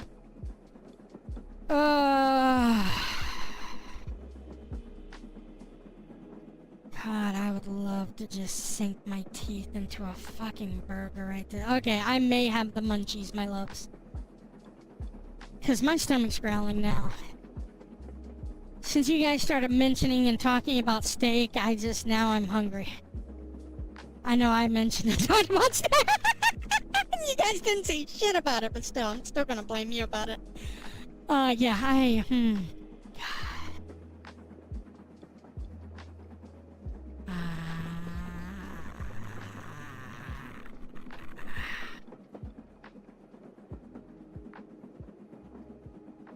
You know what else I would like?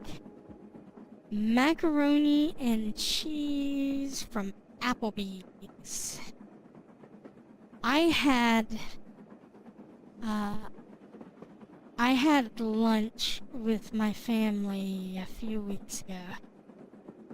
And we all went out to Applebee's. I wasn't fucking paying. You know what? I was gonna order whatever I wanted to order. And they had this dish that was like, it was like $15. It was like, 3 honey pepper chicken strips and mac and cheese. And I ordered an extra thing of the honey pepper chicken sauce, and I just drenched those motherfuckers in it and just, like, doused the hell out of that mac and cheese. Like, just slathered it in this honey pepper sauce. Holy fuck, that was good eating. Like, it was just genuinely, like, highly recommended. If you ever go there, try it. The honey peppered 4-cheese mac and cheese. Holy shit, it's so good. It's not expensive. Applebee's is kind of expensive, but I mean, I didn't have to pay for it, so like, whatever, right?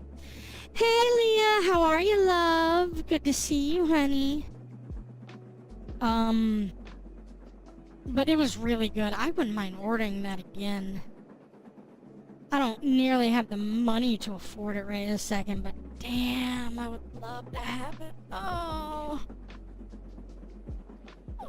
it was good because it had the big ass, like, Zambozini. I don't know what the fuck they're actually called, but they're the giant hollow, like, mac and cheese, but they're like straight, but they have like,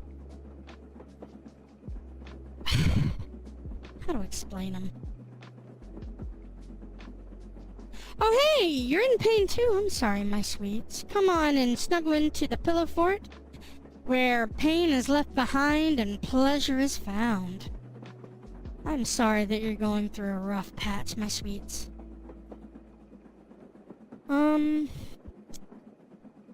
Types of pasta. Give me an image. Yeah, here we go, Okay, it's like tortiglione? Yeah, maybe I can, like...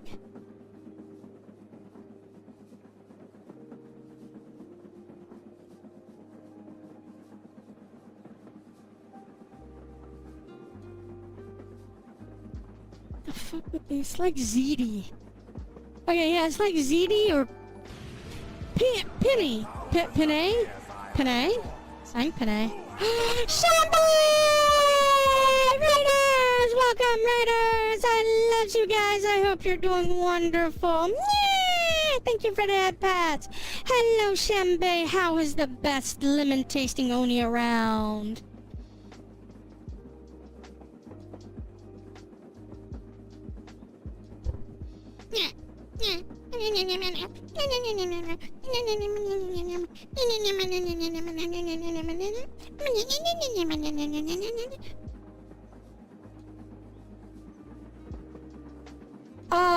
I'm doing alright. I was just showing off what you bought me and showed everybody this awesome game that I love so much and that you bought me the expansion for. And, we already have 2 spirits! I'm excited, and I may be on medication. So I may be very talkative.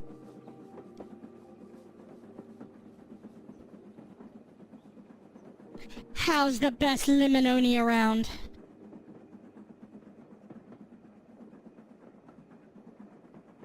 Oh, you can tell? Oh, oh shit.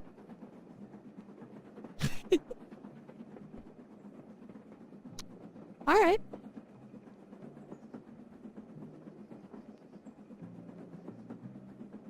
How's the best lemon? Is you doing the good tonight? Is you the happy? I hope you was the happy.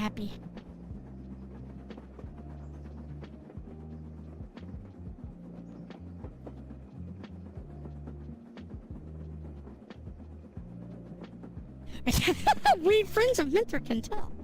What? Yeah. I may be intoxicated. I was just talking about nom noms. I was talking about this. Okay, so I'm gonna show you guys what I'm talking about. Oh, excuse me. It's penne. Penne. Penne. Pina pasta. How do you pronounce it? You know what? We have the fucking internet.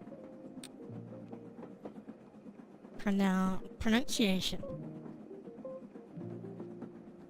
Penne. Penne! Okay. Penne. Penne. Okay.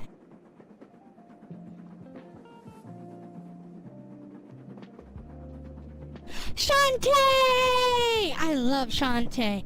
I think I streamed the original Shantae when I was first getting out and streaming and seeing what I could do when I was homeless. I think I played a Shantae game. God, I love Shantae. Shantae's so great, and the art is great. I always want to get pixel art like hers. The closest that I have is the art, my guest star art that I use for, whenever I'm guest starring on other people's stuff.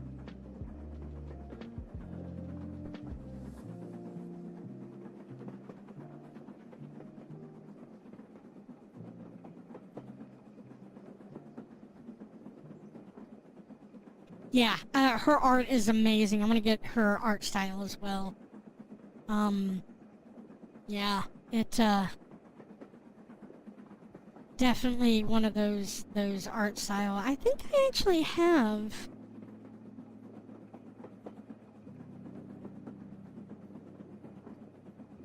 I think that's all Halloween stuff. Yeah, it's Halloween stuff. Meh. Yeah.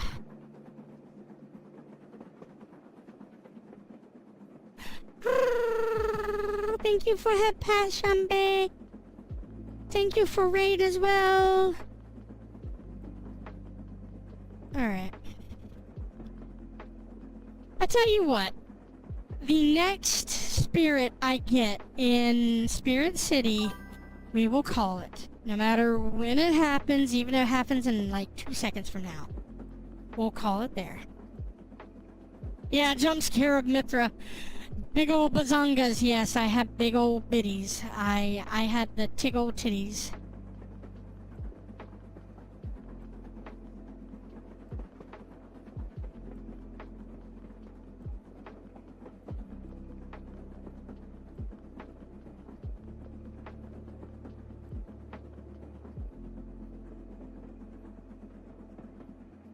Oh yeah, I know what I was going. Oh yeah, we're not gonna do that because that'll mess that up. That'll mess that up.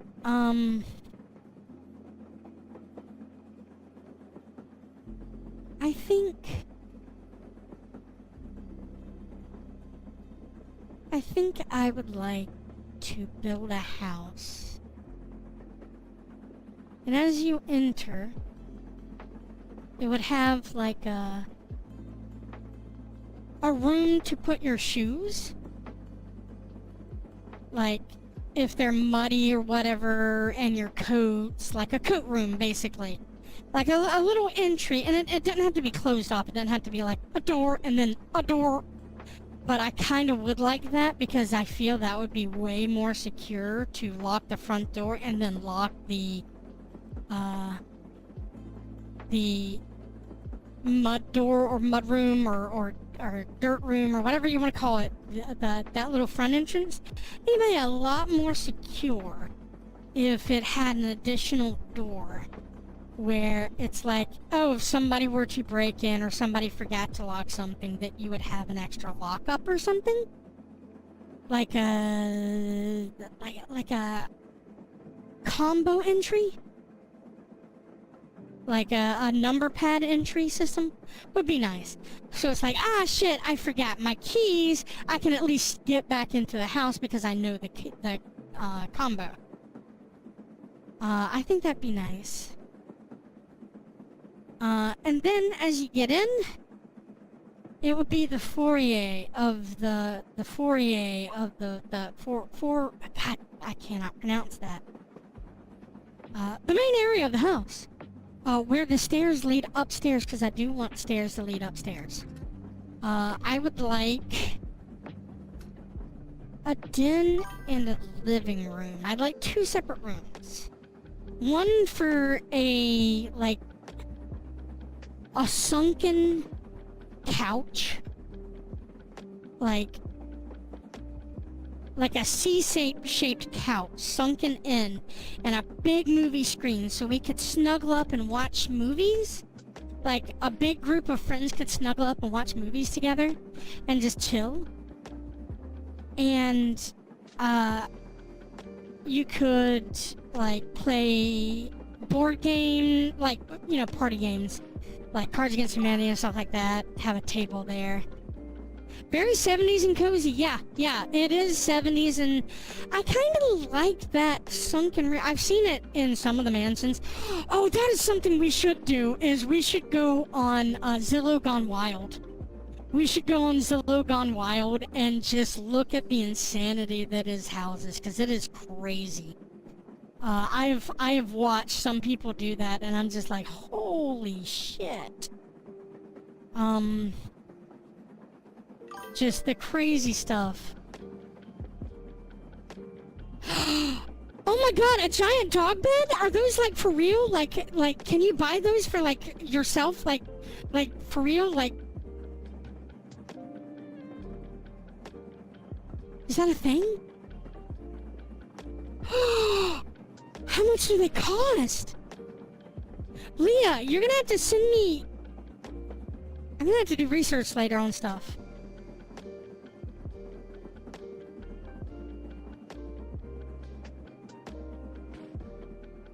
There are castles in Europe that cost less than mansions, yeah. My family has a castle in Ireland. My family. I do not. I will go ahead and say that. I do not have access to that. I do not have access in any fashion to said castle.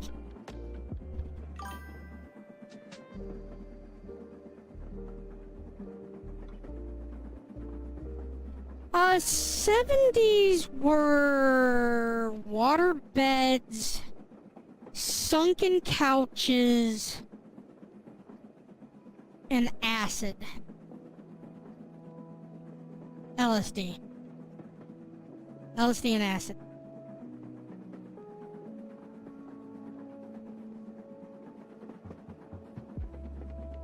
Oh god, that sounded like knocking, and it legit freaked me out for like half a millisecond before I realized it was just drum beat. Whoo!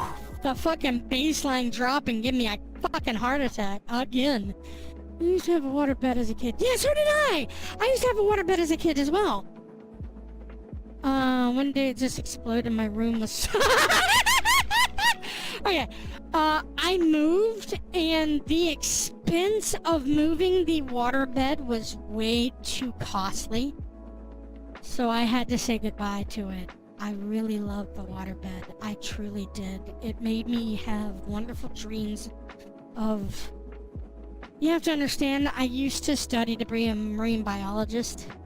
Like, I'm pretty much an ichthyologist, which is a fish scientist, but my specialty is in sharks. I loved sharks growing up. When I saw Jaws, I immediately wanted to be the doctor, the marine biologist who came aboard the boat and was there to study the shark. I love sharks. I mean, if you can't tell, Scoot, scoot, scoot, scoot, scoot, scoot, scoot. I love sharks! I love sharks! I do, I really do. I love the little sharky sharks. But, I went to school for marine biology at a really good school for marine biology. Cookie cutter sharks are actually really cool. They will actually take a bite out of humans. They do not give a fuck. They will take a bite out of radar dishes of submarines. They do not give a fuck. They're like mini tiger sharks. They don't care. They will bite a motherfucker. Are some of the most chill, and you can pet them. I would not advise fucking around with a lemon shark. Nurse sharks can be a little more chill.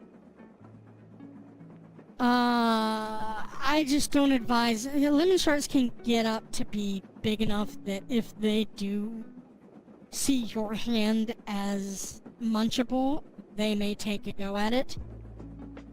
Especially in the shallows during breeding season. They tend to get... Yeah, nurse sharks are pretty chill. I've seen nurse sharks bite divers before, though. I've seen a nurse shark get brought up attached to a guy's chest, because he pet it. So, I don't advise fucking petting wild sharks. I don't. I've done it. It is something that you just kind of want to do. Specifically if you know about, they have a specific scale structure that is designed to be cut through water, basically. And it legitimately is sandpaper on one side and smooth, and not really smooth, but definitely not sandpaper on the other side, the way you pet it. To the point where I've cut myself on shark skin. I've legitimately cut myself on shark skin before.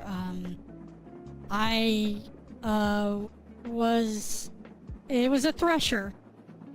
And it flipped its tail and it cut me. Because we were trying to get measurements on it. And it cut my hand open. Because it was not happy that we were trying to get it measured.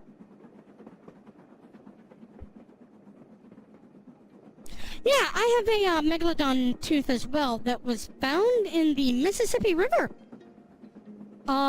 Scooped up out of the mighty Mississippi by hand. A family member of mine was going on a tour on the Mississippi River, and they dipped their hand into the water and they brought it up, and they knew that I was bonkers about sharks, and they gave it to me, and I've had it since I was a wee lass.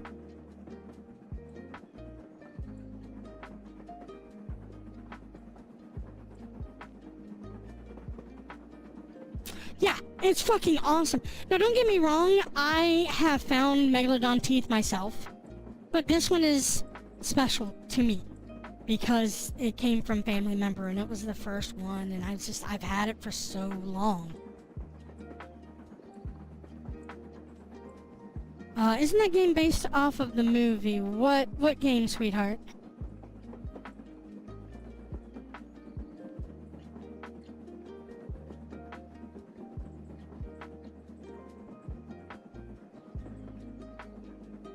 PS2 Jaws game? I played the original regular Nintendo Jaws game, where you were a diver trying to collect conch shells.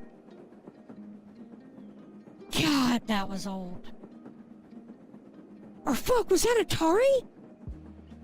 Okay, I'm not old enough to have played Atari. No, I think there was one time that I was a wee little one that played Pong on Atari because they had an Atari system. But I'm not old enough to legitimately have played Atari and to have remembered it. But I remember when I was wee baby of like 2, I remember there was a Superman Atari game that my dad had bought, and my mother got pissed off and started shouting in at him, like, just full on broke shouting at him, about how, she asked him to pick up milk, but instead he bought a video game and didn't even pick up the milk. So, yeah, I remember that. I don't have very many memories that are fond of my family, though. I guess that's why I have so many scars, right? But, it's interesting to look back at your childhood and notice how dangerous your childhood really was. I remember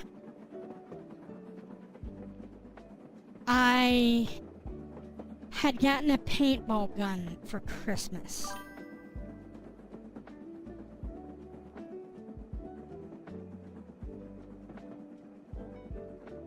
I used to play alone in the woods unsupervised. Yeah, so did I. I used to play in the woods unsupervised as well. I found magazines in the woods that were very dirty. And I have no idea if it was like a hobo camp or whatever it was, but they were there. I found a dead body in the woods. Homeless man died.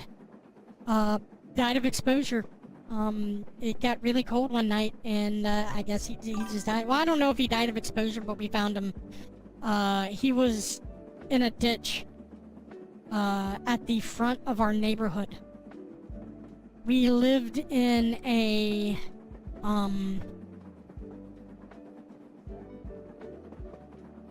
what do you call them? Cul-de-sac.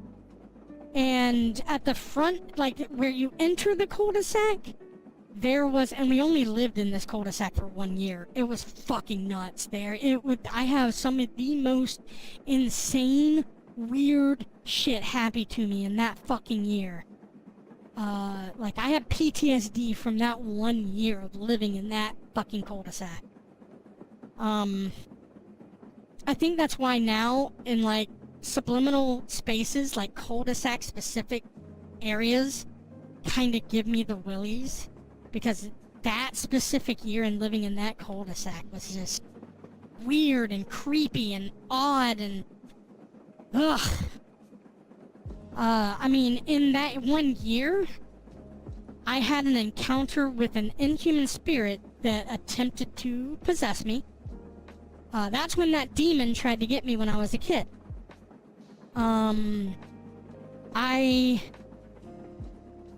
worked after school digging through fucking manure, breaking it up in water to give to as worm food to make fishing bait, because the get rich quick scheme in the moment was fish bait.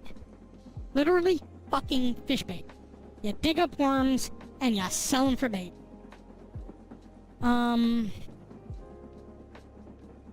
Oh, but despite that point, this was not during the cul-de-sac where I got that paintball gun. This was in a neighborhood later when I was a bit older. Yeah, dig at night, get night crawlers. Yep. So what you do is, or what we did is, me and my friend got paintballs for Christmas, but we were fucking introverts. I didn't have a whole lot of friends when I was growing up. In fact, I had like not a whole lot. we're not gonna get into the sad number statistics. I didn't have a whole lot of friends growing up. I was very introverted. I like to draw and write, and I used to get bullied and beaten up, and that made me into a tough bitch.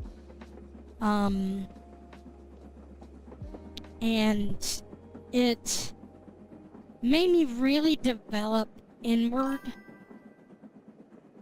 and friends with play with lawn darts. I never got the opportunity to fucking kill each other with lawn darts. So yeah, I didn't get that opportunity. We had them.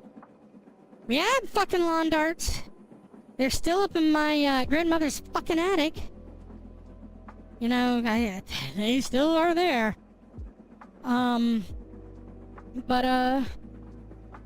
Yeah, we never played with those. Our parents were at least acknowledgeable, to know that was probably really dumb to give, a bunch of boys and girls stuff that could kill each other. We still did. We just camouflaged it as other shit. Okay, that brings up another story, but let me finish the damn paintball story first. So me and my friend went out to the woods, back behind our house. And, it was an old racetrack, where these woods were. And, old,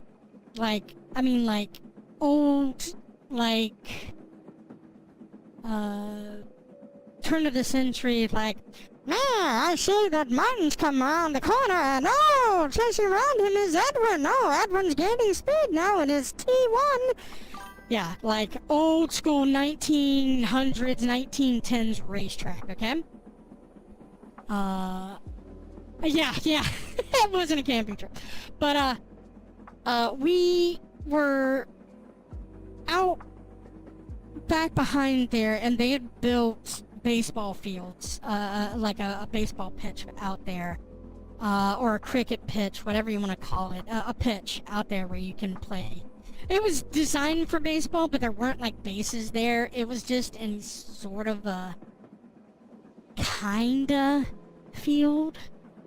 So anyway, these makeshift fields, and we got to testing out our paintball guns and everything, and we decided to,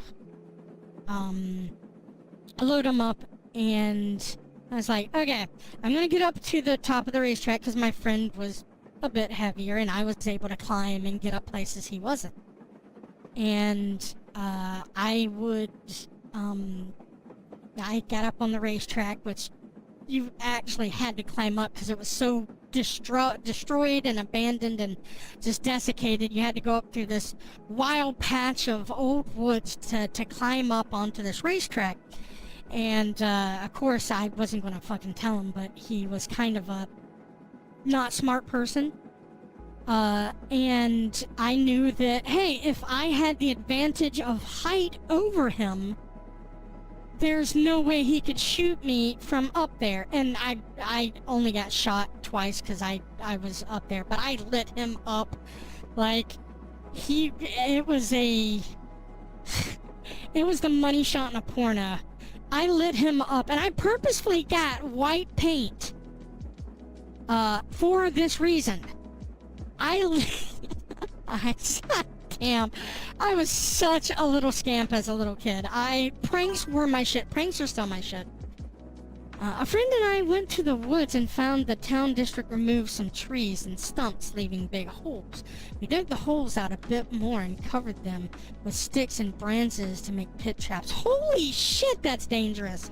And something we would have done too, and I think we actually probably did. Probably in those woods, there are fucking traps that little kids made just like you did. I almost guarantee it, which is why now I always, when I go out hiking or go out walking, I always carry one of my walking sticks or a staff with me.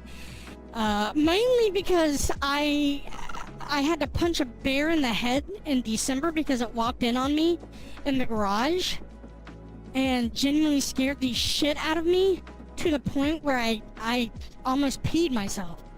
I literally came around the corner and it was there, and it was just, yeah, scared me. Holy shit, 3 feet? That'll hurt somebody. Yeah, that's not good.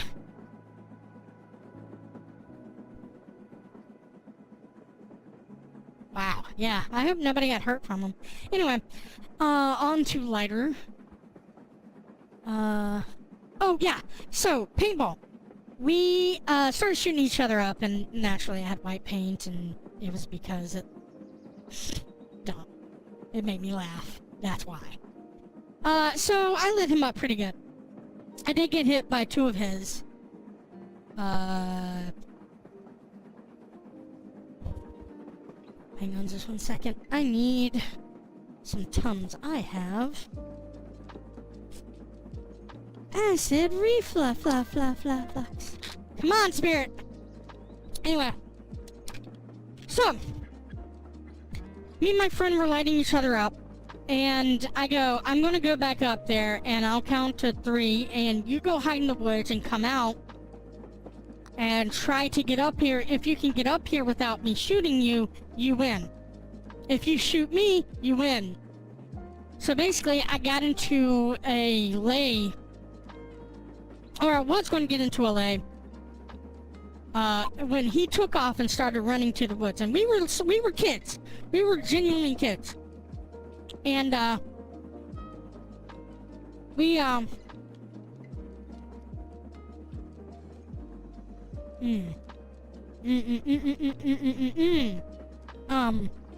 sorry, the Tums are actually good. They're smoothie.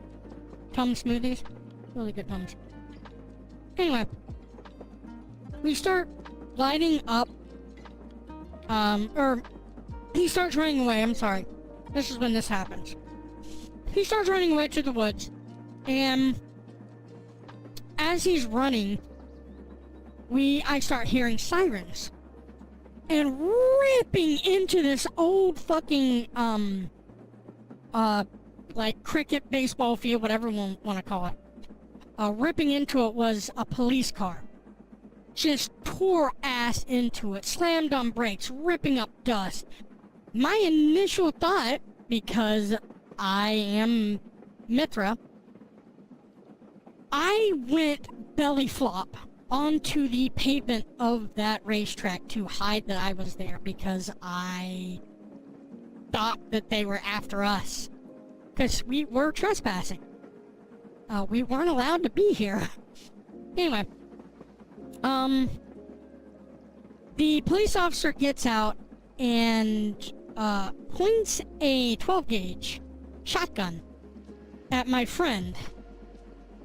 And this was post or pre 9/11 90s era cop with a shotgun in the United States. This was in the United States.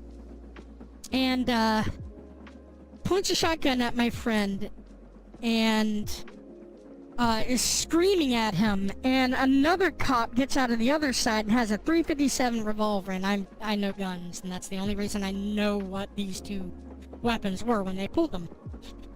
Pulled the .357 out and was looking around when I decided that it was the smartest idea up and go, it's not a real gun, it's not a real gun. Because I didn't want my fucking friend being shot. I had my hands up. I did not have a gun out or anything, but I had my hands up. It was, like I said, you had to crawl through a bit of woods area to get up there, and I was scared out of my fucking mind. But I was like, the officer, it's not a real gun, it's not a real gun. And I'm pretty sure that's what saved his fucking life. I'm pretty sure that I saved that kid's life, and I'm glad that was not a tragedy. So it turns out what had happened, to have these, cops on alert was that only an hour or 2 ago, before we decided to go off in the woods and shoot each other, there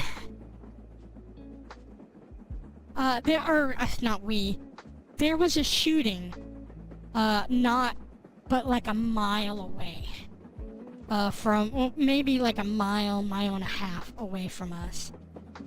And they were actively investigating where the shooter had fled, and had gotten reports that there was automatic gunfire because the neighbors who had seen us go into the woods thought that we had automatic weapons and were discharging them, and called the police after they heard our paintball guns. And I will say, paintball guns do not sound like fucking real guns. I'm just gonna be straight with you. It's a puff. And it's almost like a click puff. And that is what it sounds like. And that is not an automatic gun. So we got narked on by our fucking neighbors with automatic gunfire. And I was young enough that I could not be released after... Okay, well, let me tell you the rest. We were handcuffed and put on our stomachs on the ground. And they... I told them they aren't real guns. You can go up and look on the racetrack is my gun. You can shoot it, and they did. They had a grand old time shooting them. Because, yeah, one of them shot the other one, and the other one shouted out, and yeah, it was dumb. The cop shot the other cop. Anyway. So, they come back down. They're like, okay, well, here's the problem. You're trespassing, and that is a legitimate crime. So they got our gear and our paintball stuff, and they took us off, and I got... They let my friend go, but because I was so much younger than my friend, they took me home in the police car, which was 100 times worse. Because I was young, they took me home in the police car and let me go in the accompaniment of my family. And I have always caught shit for being brought home in a police car. For that moment, don't get me wrong, my brother was far worse than I was. I think like, Susanoo and Amaterasu. Yeah, I hid in a cave and I may be gay, but my brother flayed a horse and threw it in my fucking court, alright? And killed one of my maidens for it. Like, far worse shit. He is far worse. And that is kind of how I relate to him. We are night and day. We are sun and moon. We don't get along, but we try to. We were shooting a BB gun at a metal pole, and we were only about 15 feet away from the pole and no cover. Yeah, no, that's something we would... Okay. Let me tell you another story, about... Oh, wait, no, I had another story I was gonna... Shoot.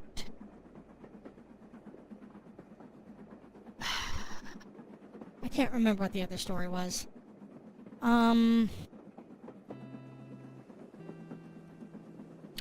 Yeah, we weren't allowed to shoot BB guns, and stuff like that because we would shoot our eye out.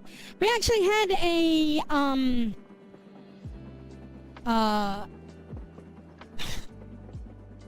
we had a family that was adjacent to our family that one of their kids shot their eye out, and his name was Willie.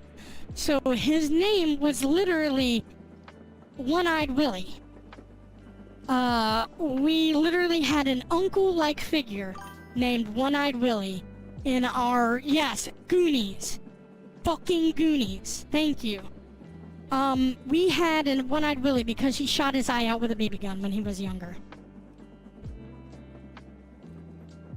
But he was basically like an uncle. Like, I basically have a huge family connection that's... I'm not gonna go into it. There's a reason that I directly connect us to the gods and goddesses. We have a huge family, and some of it is kind of fucked up. I'll say that much. Some of our family is really fucked up. Some of them are really warlike. Some of them are, well, a lot of them are militaristic and have gone into the military or represented the country in one way or another. I don't know if the National Guard is military or not, but we do have I have a stepbro that is I call him stepbro that is National Guard, or not National Guard, Coast Guard. And I don't know if Coast Guard is military or not. I think it is. The basic is not like the other ones. Like I have one brother who is an officer in the United States military, and he is overseas in Germany right now. I have one I have a lot in the military, we'll say that much. My family is very warlike and very militaristic. It's a wonder that I came out the way I did. Okay, alright, yes, this is a United States Coast Guard that they are a member of, so yes. They are Coast Guard. So they are part of the military then, yeah.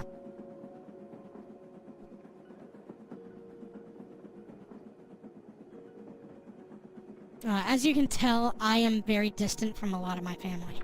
We don't talk a lot. So we just have our own shit, and we're all over the world. We're kind of dispersed. There are, you know, sukiyaki everywhere. Though they don't go by sukiyaki. They go by whatever title they desire as their gods and goddesses deem themselves worthy to. And that is how you protect your identity. Or try to. As you talk about real shit that happens to you. Like, all that shit was real. I remember an encounter with the Fae when I was young. I remember an encounter with a demon when I was young. They're not heroic or anything. Like, I didn't battle them. It was just weird shit that happened that I can't explain, that my explanation for him is demon and fae. Ogopogo when I was young. No shit! Ogopogo! That's cool! I swear I saw a city-sized UFO when I was young over a soccer field. But I'm 99% sure that I had passed out and it was a dream and I woke up and it wasn't there. If it was there, there was mass loss of memory of that event, and it was a mass abduction event. Because there was a lot of people. I remember I was super, super small. I think I was like 5. My brother was playing soccer. Yes, I say soccer now because nobody knows what the fuck I'm saying when I say football in the United States. So I call it soccer.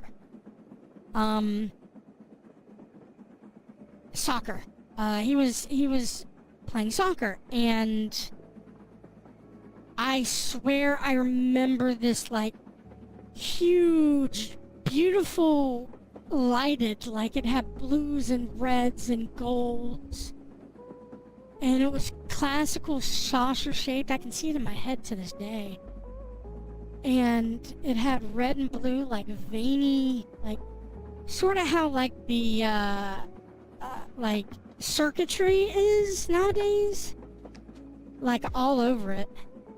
Hey, if I get abducted and probed, man, they fucking need to come back and like give me superpowers or something. This is some bullshit. Give me the superpower to move people and make them snuggle and love, and give me the power to create world peace or fucking do something good for society, you know?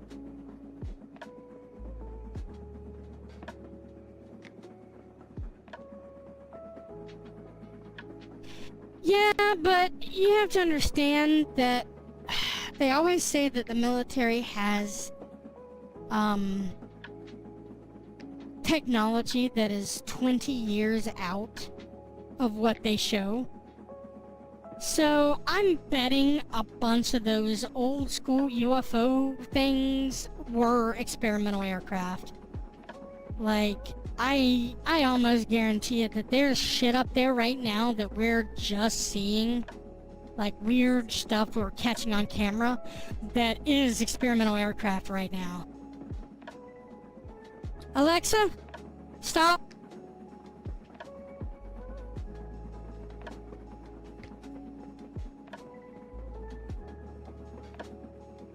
But yeah, oh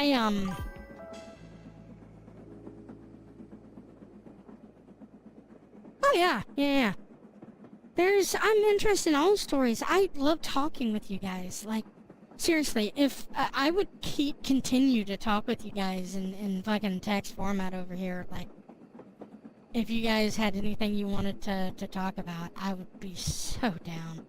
Because I'm relaxed, my anxiety is down, I am high, so I'm very talkative, and I just want to chill. I have felt ghosts, I think, because when I was young, my bedroom was connected to the AC unit, and the AC unit had unshielded circuitry, and that unshielded circuitry had low-level electromagnetic like low-level electromagnetic interference, I guess is the best way to put it. And that messed with me, so now I feel, whenever I feel low-level, like, electromagnetic stuff, it kind of fucks with me, and it makes me feel stuff. And I don't like it. I hate it. I genuinely hate it. So I feel stuff. I've only seen, like, a handful of ghosts. I think 3 ghosts in my life I've seen. I've seen this huge shadow figure, and 2 other times I can't remember. I do remember that I have seen that fucking shadow figure is just painted into my brain. Infrasound. Yeah, I think when I was younger, I had infrasound that bled into my room, and now I can pick up on infrasound. I genuinely think that that's what it did, is being next to that unshielded AC unit. Because it was a big ass unit, and I heard it, and it was so fucking loud, and it shook my room. And I bet it was just unshielded and just had infrasound in it, that low-level electromagnetic fuck-up. And that's what made me develop this weird sense. I almost guarantee that's what happened. That's at least me scientifically trying to figure out something that I live with, you know?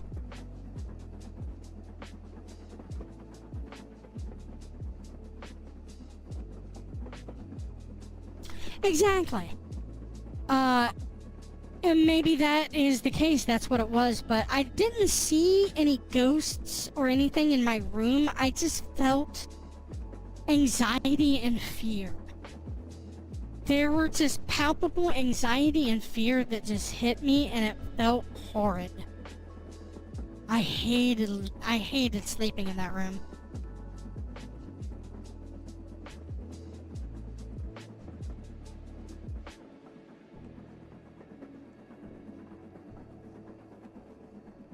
Anyway.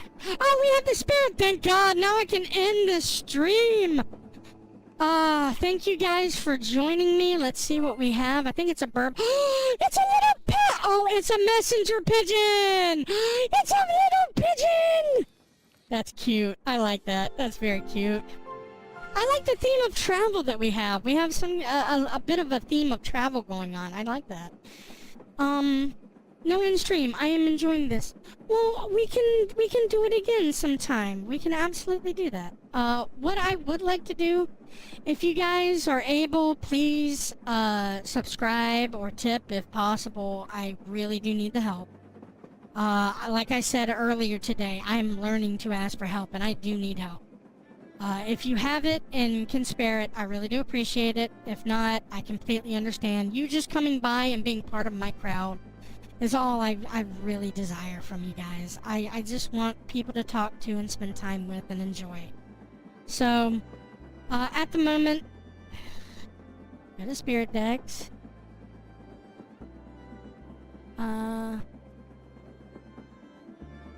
By a courier. Okay, that's cute. That's cute! Courier.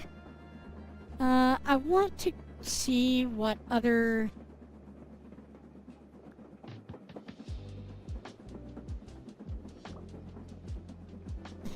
I love the burb. Hello, Ice Little Burb! I like this. Look at Neon Burb go! Woo! I like rainbow! Thank you for representing my sweets. Okay.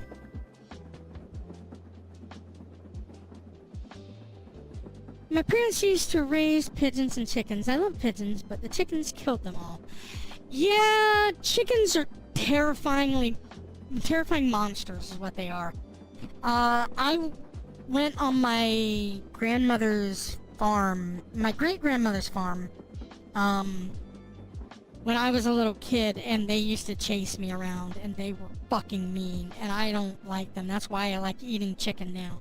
It's fucking payback. Fuck those chickens.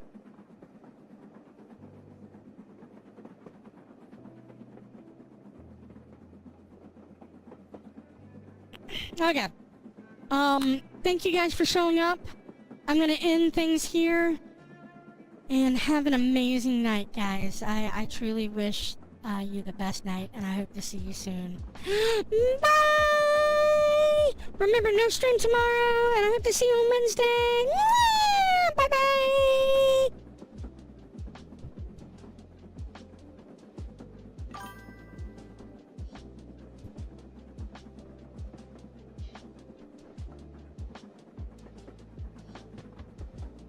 Yes, the rooster is